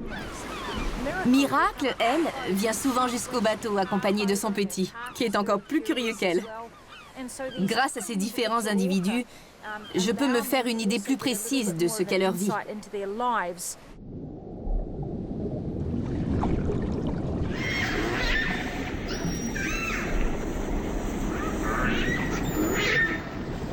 Avec ses années d'expérience à observer cette famille d'orques, Ingrid Visser a tissé des liens privilégiés et naturels. Les orques, qui ont pour habitude de partager leur nourriture entre elles, vont même jusqu'à offrir à la biologiste une petite partie de leur pêche du jour. Même si j'étudie les orques depuis plus de 20 ans, je suis sûre de pouvoir mettre en évidence des tas d'autres choses encore. Des choses que jamais personne n'a observées. Et faire des découvertes très utiles, des premières mondiales. C'est absolument extraordinaire de se retrouver au large avec ces orques. Ce sont des animaux sauvages. Rien ne les oblige à passer du temps avec moi. Ils peuvent facilement partir s'ils veulent. Je me sens infiniment privilégiée de pouvoir vivre des moments aussi exceptionnels, comme de voir des orques s'approcher de mon bateau pour m'apporter de la nourriture. Le travail mené depuis 25 ans par Ingrid Visser a bouleversé nos connaissances sur le comportement des orques qui transmettent leur savoir-faire de génération en génération. Pour trouver les chercheurs les plus compétents sur le monde des dauphins, notre enquête nous a menés dans les territoires sauvages de l'ouest de l'Australie. C'est ici, à Shark Bay, qu'une étude de terrain à long terme est menée sur une importante population de dauphins Tursiops. Sur la plage de Monkimia, un groupe d'une vingtaine d'individus étonnamment familiers, s'approchent régulièrement de la plage. Depuis une cinquantaine d'années, ici, ce sont les dauphins qui viennent au contact des hommes. Tout a commencé il y a bien longtemps. Des aborigènes, en revenant de la pêche, ont jeté quelques poissons à des dauphins. L'habitude s'est installée et leurs descendants ont pris le relais. Les dauphins attirent évidemment de plus en plus de curieux et des règles strictes ont été instaurées pour qu'ils ne deviennent pas dépendants des hommes. Nous sommes dans un parc national où le nombre de touristes est régulé. Sous l'œil des rangers, seuls 5 poissons seront donnés à 5 dauphins différents par des touristes tirés au hasard.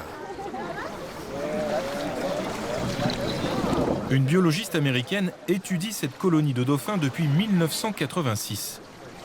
Le début d'une longue suite de découvertes passionnantes sur leur culture, qu'elle fait volontiers partager aux visiteurs. Vous pouvez vous approcher des dauphins, mais assurez-vous de les laisser toujours libres de leurs mouvements. Merci. Ok. Bonjour à vous tous. Tout le monde m'entend bien? Je m'appelle Janet Mann. Je suis professeure de biologie à l'université Georgetown. Elle, vous la connaissez déjà, c'est surprise.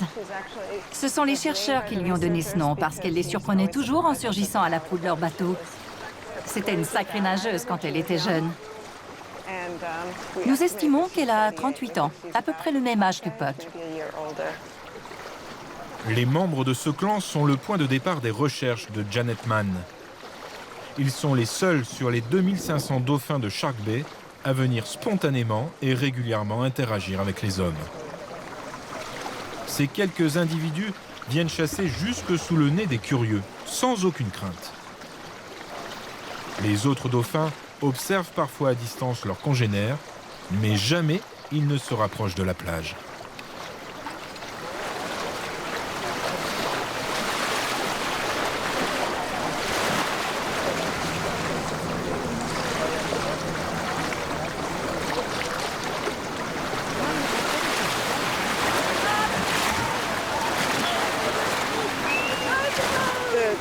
La particularité de la famille de dauphins de Monkey Maya, c'est qu'ils agissent un peu comme des ambassadeurs pour les autres en mer.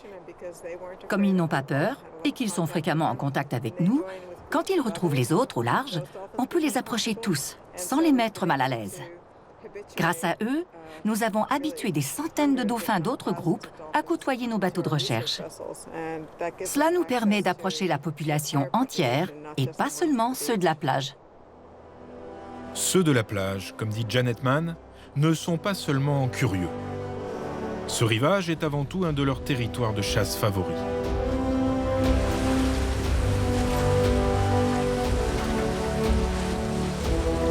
Janet Mann a pu définir qu'une tribu de plusieurs milliers de Tursiops se divise en clans, eux-mêmes divisés en familles, et que chaque famille a ses petites particularités. Chaque année, la chercheuse emmène une équipe d'étudiants passer 2 mois à Shark Bay. Elle cumule ainsi des milliers d'heures d'observation sur cette population de dauphins Tursiops.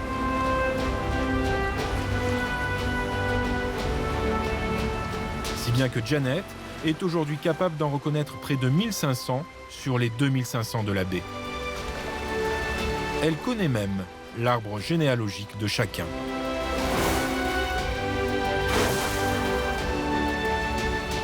Et devine aussi parfois les drames qu'ils peuvent vivre sous la surface.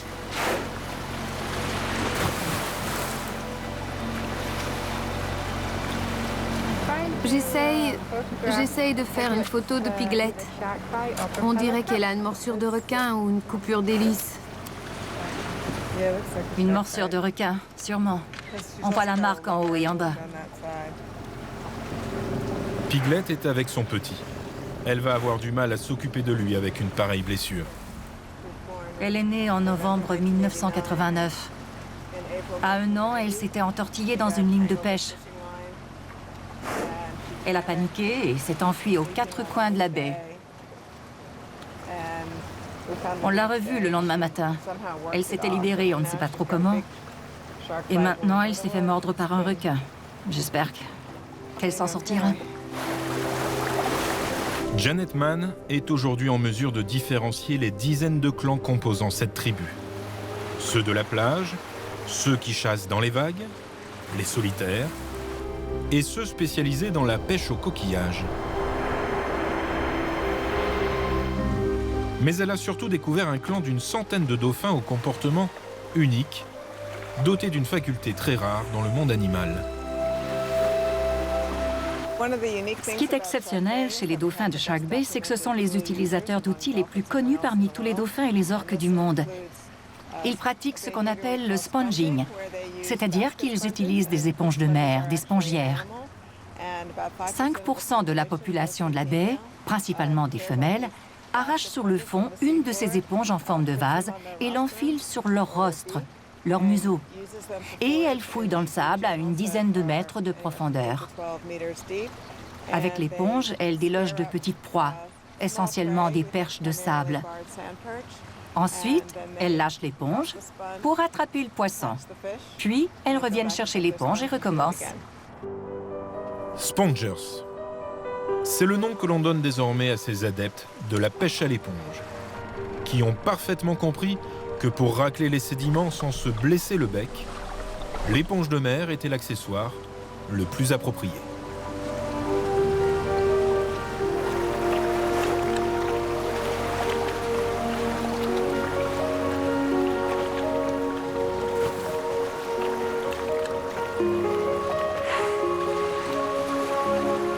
C'est la première fois que nous réussissons à filmer les spongers. Jusqu'à présent, seules de rares photos attestaient de cette pratique incroyable.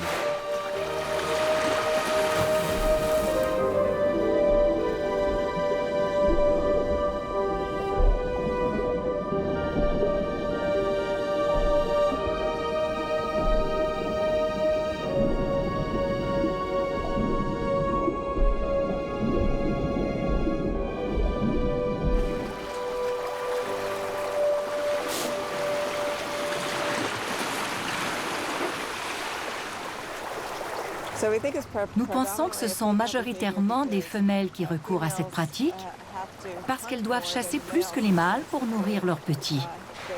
C'est très coûteux en énergie d'élever un bébé. Il faut qu'elles consomment au moins 2 fois plus de nourriture pour l'allaiter. C'est pourquoi les femelles deviennent d'excellents chasseurs et se spécialisent dans différentes techniques de chasse. Donc les femelles se concentrent sur la nourriture et les mâles sur les femelles. Et le secret des éponges est bien gardé par ce clan de dauphins, car la technique se transmet uniquement de mère en fille. Cela garantit au groupe un accès réservé à ce type de proie, sans risque de concurrence. C'est là l'unique cas d'utilisation d'outils observé chez des mammifères marins, hormis les loutres. L'utilisation d'outils est une faculté commune aux humains et aux grands dauphins. Mais est-ce suffisant pour affirmer que nos intelligences sont comparables? Les gens me demandent souvent si l'utilisation d'outils est une forme d'intelligence. Pour faire une réponse courte, je dirais que beaucoup d'animaux, pas vraiment intelligents, manient des outils. Mais la façon de s'en servir, d'apprendre à les utiliser, le temps nécessaire pour mettre au point la méthode, c'est cela qui requiert de l'intelligence. Ce qui dénote l'intelligence dans ce cas précis, c'est que les poissons que chassent ces femelles n'ont pas de vessie natatoire. Donc, le sonar des dauphins ne peut pas les détecter. En plus, ils sont invisibles, puisqu'ils imitent l'aspect du sable dans lequel ils s'enfouissent. Autrement dit, ces dauphins ont trouvé le moyen de chasser une proie inaccessible aux autres, qui sont tout aussi incapables de détecter ces poissons. Ils ont vraiment besoin de l'éponge pour protéger leur bec, mais aussi pour déloger les poissons et pouvoir les attraper. Les dauphins de la plage et les spongers prouvent qu'une tribu de dauphins se divise en différentes communautés qui développent chacune des compétences et des savoirs différents. Des cultures, en somme, qui façonnent l'identité de chaque clan. Il semble même que les dauphins, parfois, s'avèrent aussi malins que nous et nous le démontrent. Pour s'en rendre compte, nous sommes allés à Laguna, au Brésil. Tous les jours, des milliers de mulets viennent de la mer pour remonter l'estuaire afin d'aller manger les prairies marines qui poussent dans la lagune. Les dauphins ont remarqué que certains mulets étaient plus faciles à attraper que d'autres. Ceux assommés par les plombs des filets éperviers, ceux blessés en tentant de s'échapper. Ils se sont donc organisés pour en rabattre encore plus vers les pêcheurs. Une technique du moindre effort qui s'est transmise de génération en génération chez les cétacés comme chez les pêcheurs. Les mulets arrivent par l'embouchure. Pour remonter la rivière, ils longent les rochers du brise-lames, là-bas.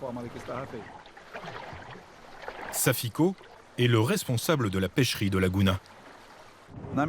Quand les poissons arrivent en banc pour remonter la rivière, les dauphins se mettent à l'extrémité du corridor pour leur bloquer l'entrée.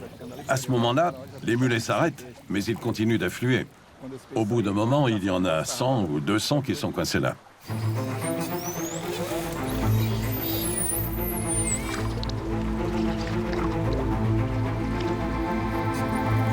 À ce moment-là, les dauphins s'écartent pour laisser passer les mulets, tandis que d'autres font des pirouettes pour les affoler. Les poissons s'engouffrent alors dans le goulet et se dirigent droit vers les pêcheurs. Une petite poursuite supplémentaire pour qu'ils ne fassent pas demi-tour, un petit coup d'œil aux pêcheurs et quelques gestes bien identifiés pour les prévenir que les poissons arrivent. Le signal est donné.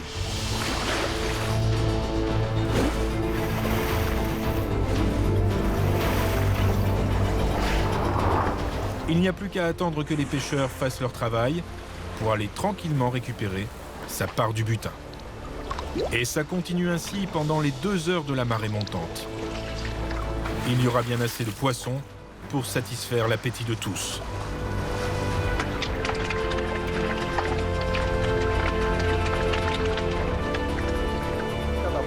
Chaque dauphin a sa façon à lui de nous prévenir que les poissons arrivent.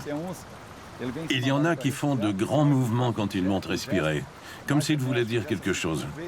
Comme quelqu'un qui ne peut pas parler et qui gesticule. Les dauphins font pareil. Ils font de grands gestes pour montrer qu'ils envoient les poissons vers nous.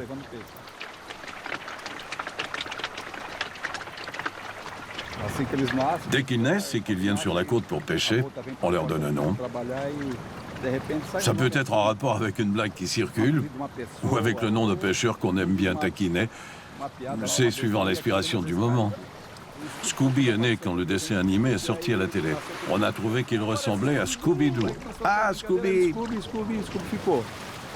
Electronico, il sautait toujours hors de l'eau. Il nous faisait penser à un jouet électronique à la mode à ce moment-là. À Laguna, la concurrence entre pêcheurs n'existe pas. Et un rituel barbecue de mulets termine cette pêche spectaculaire. Depuis 2 siècles, c'est une véritable histoire d'amitié et de complicité qui lie les pêcheurs et les dauphins de Laguna. À ce point de notre enquête, nous avons donc appris que les dauphins sont capables d'abstraction, qu'ils ont la conscience d'eux-mêmes et des autres, qu'ils font preuve d'empathie, utilisent des outils et nous enseignent des techniques pour mieux pêcher. En somme, il ne leur manque que la parole. Les dauphins communiquent de multiples façons. Par des images, des clics, des sifflements, des grincements, ainsi que par une gestuelle complexe. Nous avons été invités au centre de recherche sur les dauphins en Floride par le professeur Stan Kudzach.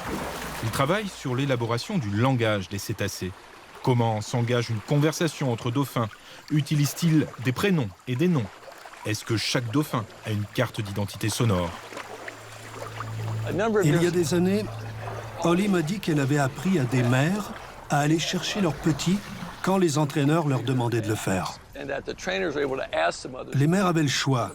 Elles pouvaient aller physiquement chercher leurs petits ou utiliser un appel. C'était elles qui décidaient.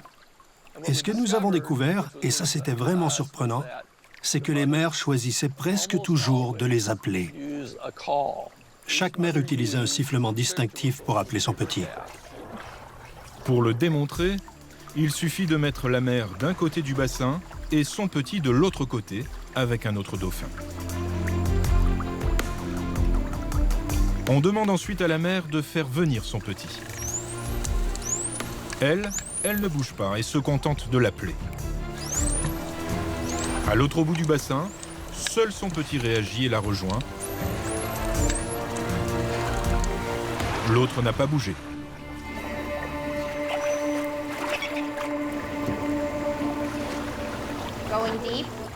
L'analogie la plus simple, la première qui me vient à l'esprit, est de dire qu'ils s'interpellent, comme le font les humains.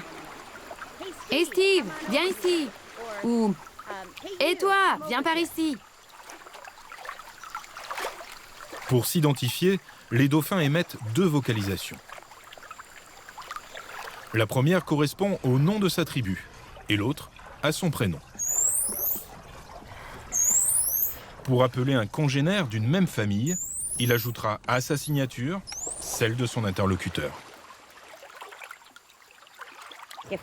Si l'on parvient bientôt à associer certains comportements à des sifflements ou à des vocalisations, on saura si cette communication est un véritable langage. Cette recherche est essentielle pour pouvoir déchiffrer leur code de communication. Nous en sommes à ce point-là des recherches sur leur langage, mais ce n'est que la partie émergée de l'iceberg. Si les dauphins possèdent des noms et des prénoms, peuvent-ils aller plus loin dans la construction du langage? Et en quoi une véritable langue peut-elle leur être utile? Pour le comprendre, nous partons en Afrique du Sud, au large de la province du KwaZulu-Natal. Chaque année, au début de l'été, cette région est le théâtre d'un événement naturel extraordinaire, le Sardine Run. Et cela commence par une effervescence inhabituelle dans les colonies d'oiseaux de Fou du Cap, sur l'île de Bird Island. 140 000 de ces fous vont suivre pendant 2 mois la migration des sardines, qui représente pour eux une manne de nourriture essentielle.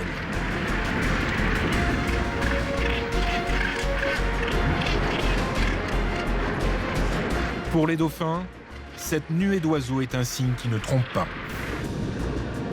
Quand les fous du Cap commencent à survoler la mer, c'est que la migration des sardines est toute proche.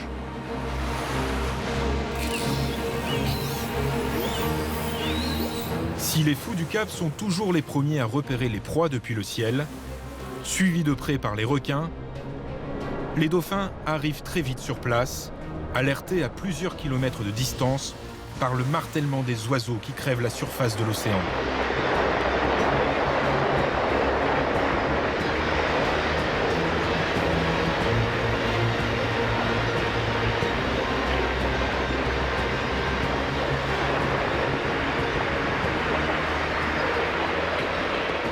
Sous l'eau, une masse géante d'1 kilomètre de long se déplace.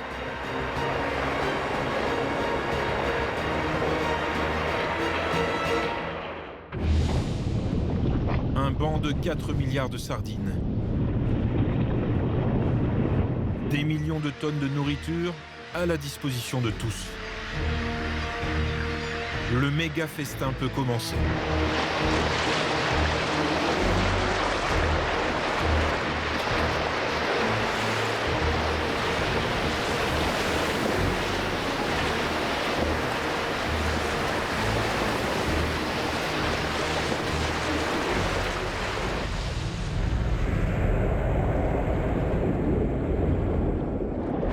Tous les prédateurs sont là.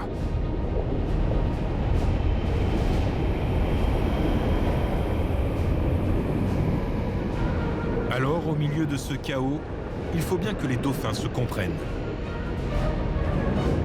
Les cliquetis d'écholocation, les signatures sifflées, les vocalisations qui varient d'un clan à l'autre, permettent d'identifier les siens dans ce brouhaha sonore.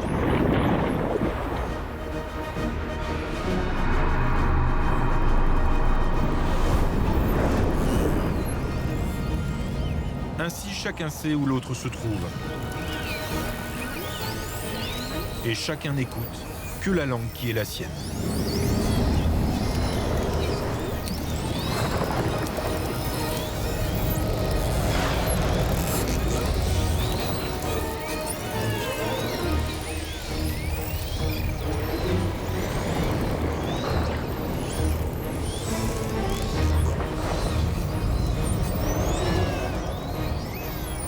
Mais dans ce vacarme de tous les diables, savoir où sont les uns et les autres ne suffit pas. Il faut aussi se concerter, organiser un plan de bataille, donner des ordres précis. Car contrairement aux autres prédateurs présents, les dauphins chassent uniquement en groupe.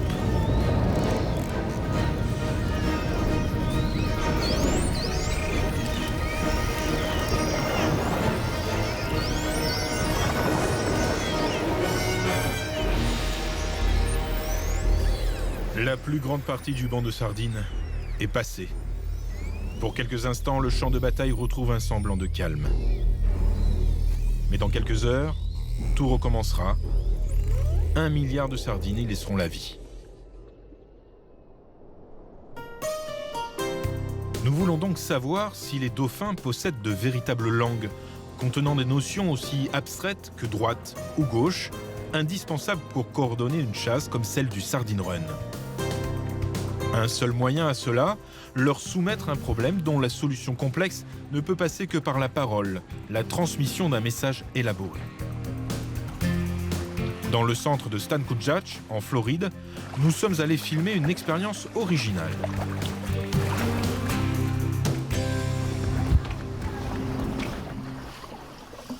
Un poisson est glissé dans un tube fermé aux 2 extrémités. Seule façon de l'ouvrir, tirer les cordes attachées aux extrémités dans des sens opposés. Au début, le dauphin à qui l'exercice est proposé et qui ne connaît évidemment pas la solution est agacé. Grâce à son sonar, il voit parfaitement le poisson dans le tube, mais il n'y a pas accès. On appelle alors un de ses congénères à sa rescousse. Ils cherchent ensemble toutes les solutions.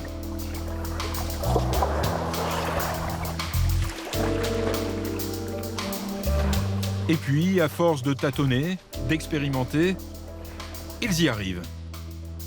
Mais par hasard.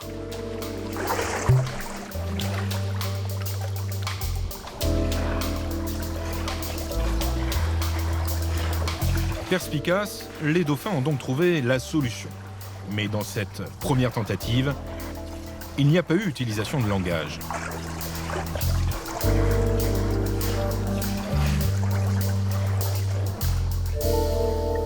Une des femelles dominantes a choisi un côté du tube, celui où le mâle se trouvait déjà. Alors lui est allé essayer de l'autre côté et il a commencé à jouer avec la corde. Elle l'a regardé faire et elle s'est mise elle aussi à jouer avec la corde. Du coup, ça a marché par chance, parce qu'ils ont tiré sur les cordes en même temps. Alors les soigneurs font sortir un des 2 dauphins et le remplacent par un nouveau qui ne connaît pas l'exercice. Comment faire comprendre ? Prends l'autre corde et tire vers l'extérieur. Et là, pas de tâtonnement. Celui qui connaît l'astuce adresse quelques vocalises à son compagnon et ils ouvrent le tube du premier coup. On peut recommencer et remplacer le 2e dauphin. À chaque fois, même rituel. Quelques sons échangés et le premier essai est le bon. Test concluant. Les dauphins possèdent visiblement une sorte de langage. Pas le même que le nôtre, bien sûr, mais un système très différent, adapté à leur milieu et à leurs besoins réels de communication. Une langue delphinienne, en quelque sorte, que l'on ne peut même pas imaginer. Ce qui est clair, c'est qu'ils sont capables d'échanger des informations relativement détaillées. Pouvons-nous alors rêver de pouvoir un jour se mettre à parler la langue des dauphins ? L'éthologue Fabienne Delfour ne demande qu'à y croire, et nous aussi. À ses côtés, Denise Erzing. Elle dirige le Wild Dolphin Project et travaille depuis des années sur le langage des dauphins. Ensemble, les 2 chercheuses se sont lancées dans une entreprise révolutionnaire. Parler aux dauphins. L'expérience se passe en pleine mer, aux Bahamas. Parler aux dauphins. Un projet utopique? Pas tant que ça.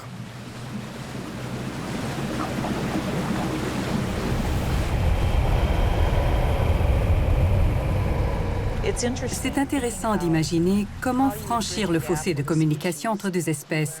Est-ce que ça peut être apprendre leur langue, leur apprendre la vôtre, ou bien élaborer un langage commun? Tout semble indiquer que, dans la nature en tout cas, quand deux espèces se rencontrent, elles créent une sorte de vocabulaire basique et temporaire pour communiquer. Dans ce programme, l'idée n'est pas d'apprendre à parler le dauphin, ni d'apprendre aux dauphins à parler anglais ou français, mais de savoir si les dauphins accepteraient d'apprendre un langage simple et commun pour communiquer avec les hommes.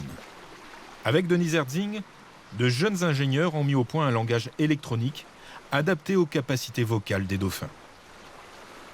Puisque ces animaux aiment jouer avec des objets, les 2 premiers mots à apprendre en commun seront les mots foulard et algue. On va faire les essais maintenant. Appuie sur le bouton, mets-le sur on et tu vas entendre enregistrement dans les oreillettes. Tu as entendu? Record, oui. Nos sifflements artificiels sont sur la rangée d'en haut. Ce sont les jouets qu'on leur montre comme algue. Tu vas l'avoir dans les écouteurs. Maintenant foulard et quelques autres jouets. Et on sait fabriquer nos propres signatures sifflées. Bien. Alors il y a un sifflement Denise et tu as un sifflement Fabienne. Je te fais écouter le mien. Denise. J'entends bien Denise. Donc tu entendras Denise ou ton nom dans tes écouteurs.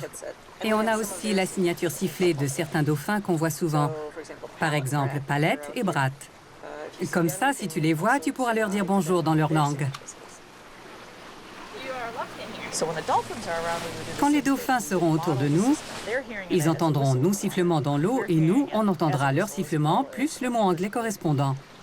Si les dauphins veulent bien jouer le jeu, ils imiteront le sifflement qui veut dire foulard pour nous demander de leur donner le foulard. On le leur donnera et on commencera à jouer tous ensemble. Si l'ambiance du soir semble paisible, l'excitation est à son comble. Et les chercheurs sont impatients d'être au lendemain pour tenter ces premières conversations avec les dauphins.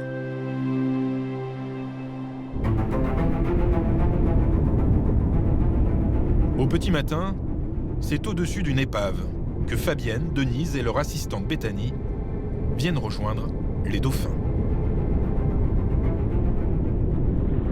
Bonne surprise, Brat, celui dont on a déjà enregistré la signature vocale, est là.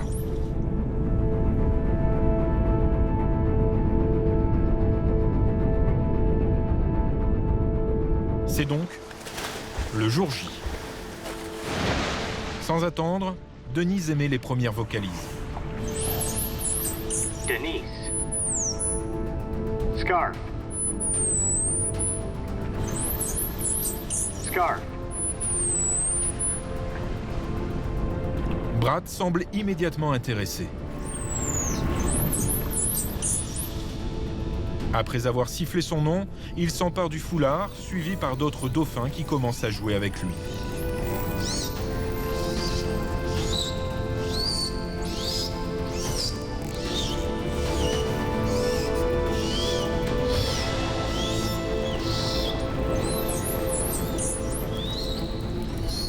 Denise lui réclame alors le foulard.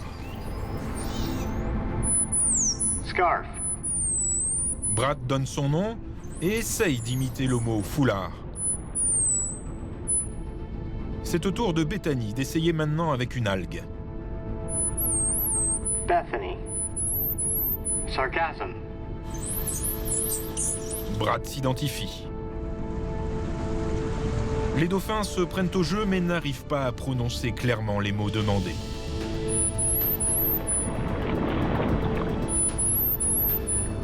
Ils ont visiblement compris ce qu'on leur demande, mais malgré leurs efforts, les mots restent imprécis.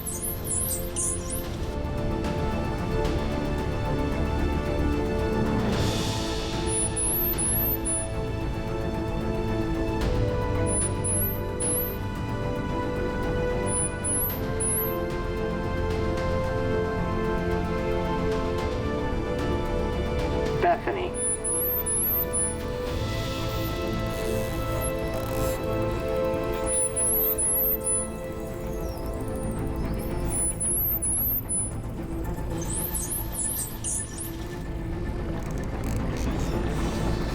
Au bout de 2 heures, frigorifiées, les scientifiques quittent la scène. Mais elles savent qu'elles se rapprochent du but.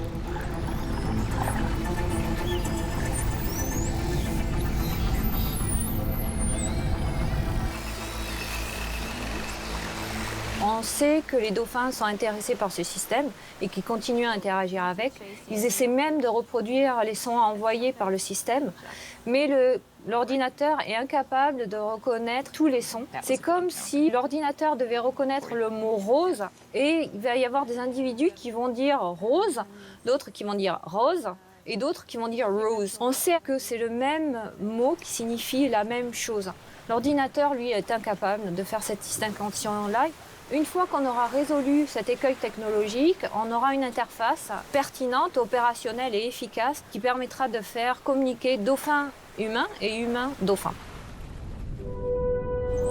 À l'évidence, une autre intelligence réside dans les océans. Tous les scientifiques que nous avons rencontrés sont persuadés que nos 2 espèces se reconnaissent mutuellement. Les dauphins vivent au sein d'un monde mental infiniment différent du nôtre, mais très proche sur le plan émotionnel ou social. Nous savons désormais que dans un avenir peut-être pas si lointain, nous commencerons à établir un vrai dialogue avec eux. Que se passera-t-il alors? Que se dire? Ça pourrait inciter les hommes à mieux protéger la nature, mais aussi à respecter les autres espèces. Moi, si je pouvais parler aux dauphins, je ne leur expliquerais rien, mais j'aurais tant de questions à leur poser.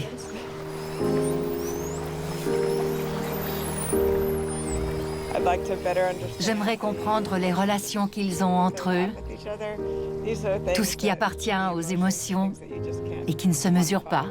Qui nous expliquent ce qu'est leur univers, comment se passe leur transmission sociale, dans quelle société ils vivent. J'aimerais savoir de quoi ils ont peur et ce qu'ils trouvent de plus agréable dans la vie. Si je comprenais les orques, je résoudrais plein de choses et je leur poserais 1000 questions. Comme ça, plus besoin de captivité pour les recherches.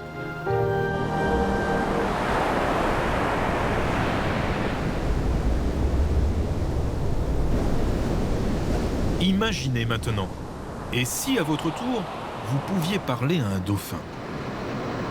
Ce serait quoi, votre première question?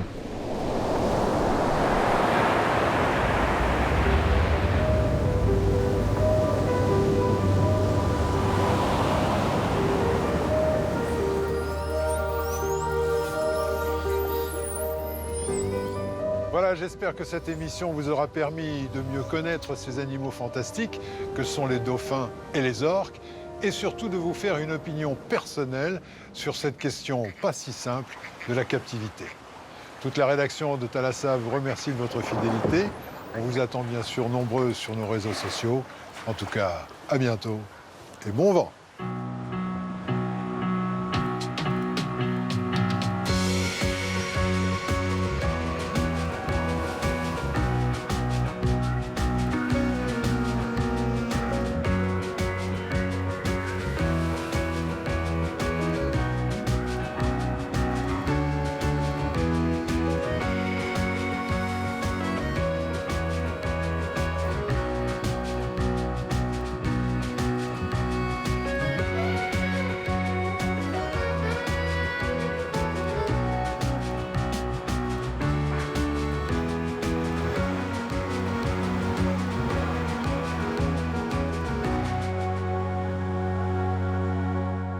Votre magazine vous a été présenté par April International, l'assurance de votre santé à l'étranger.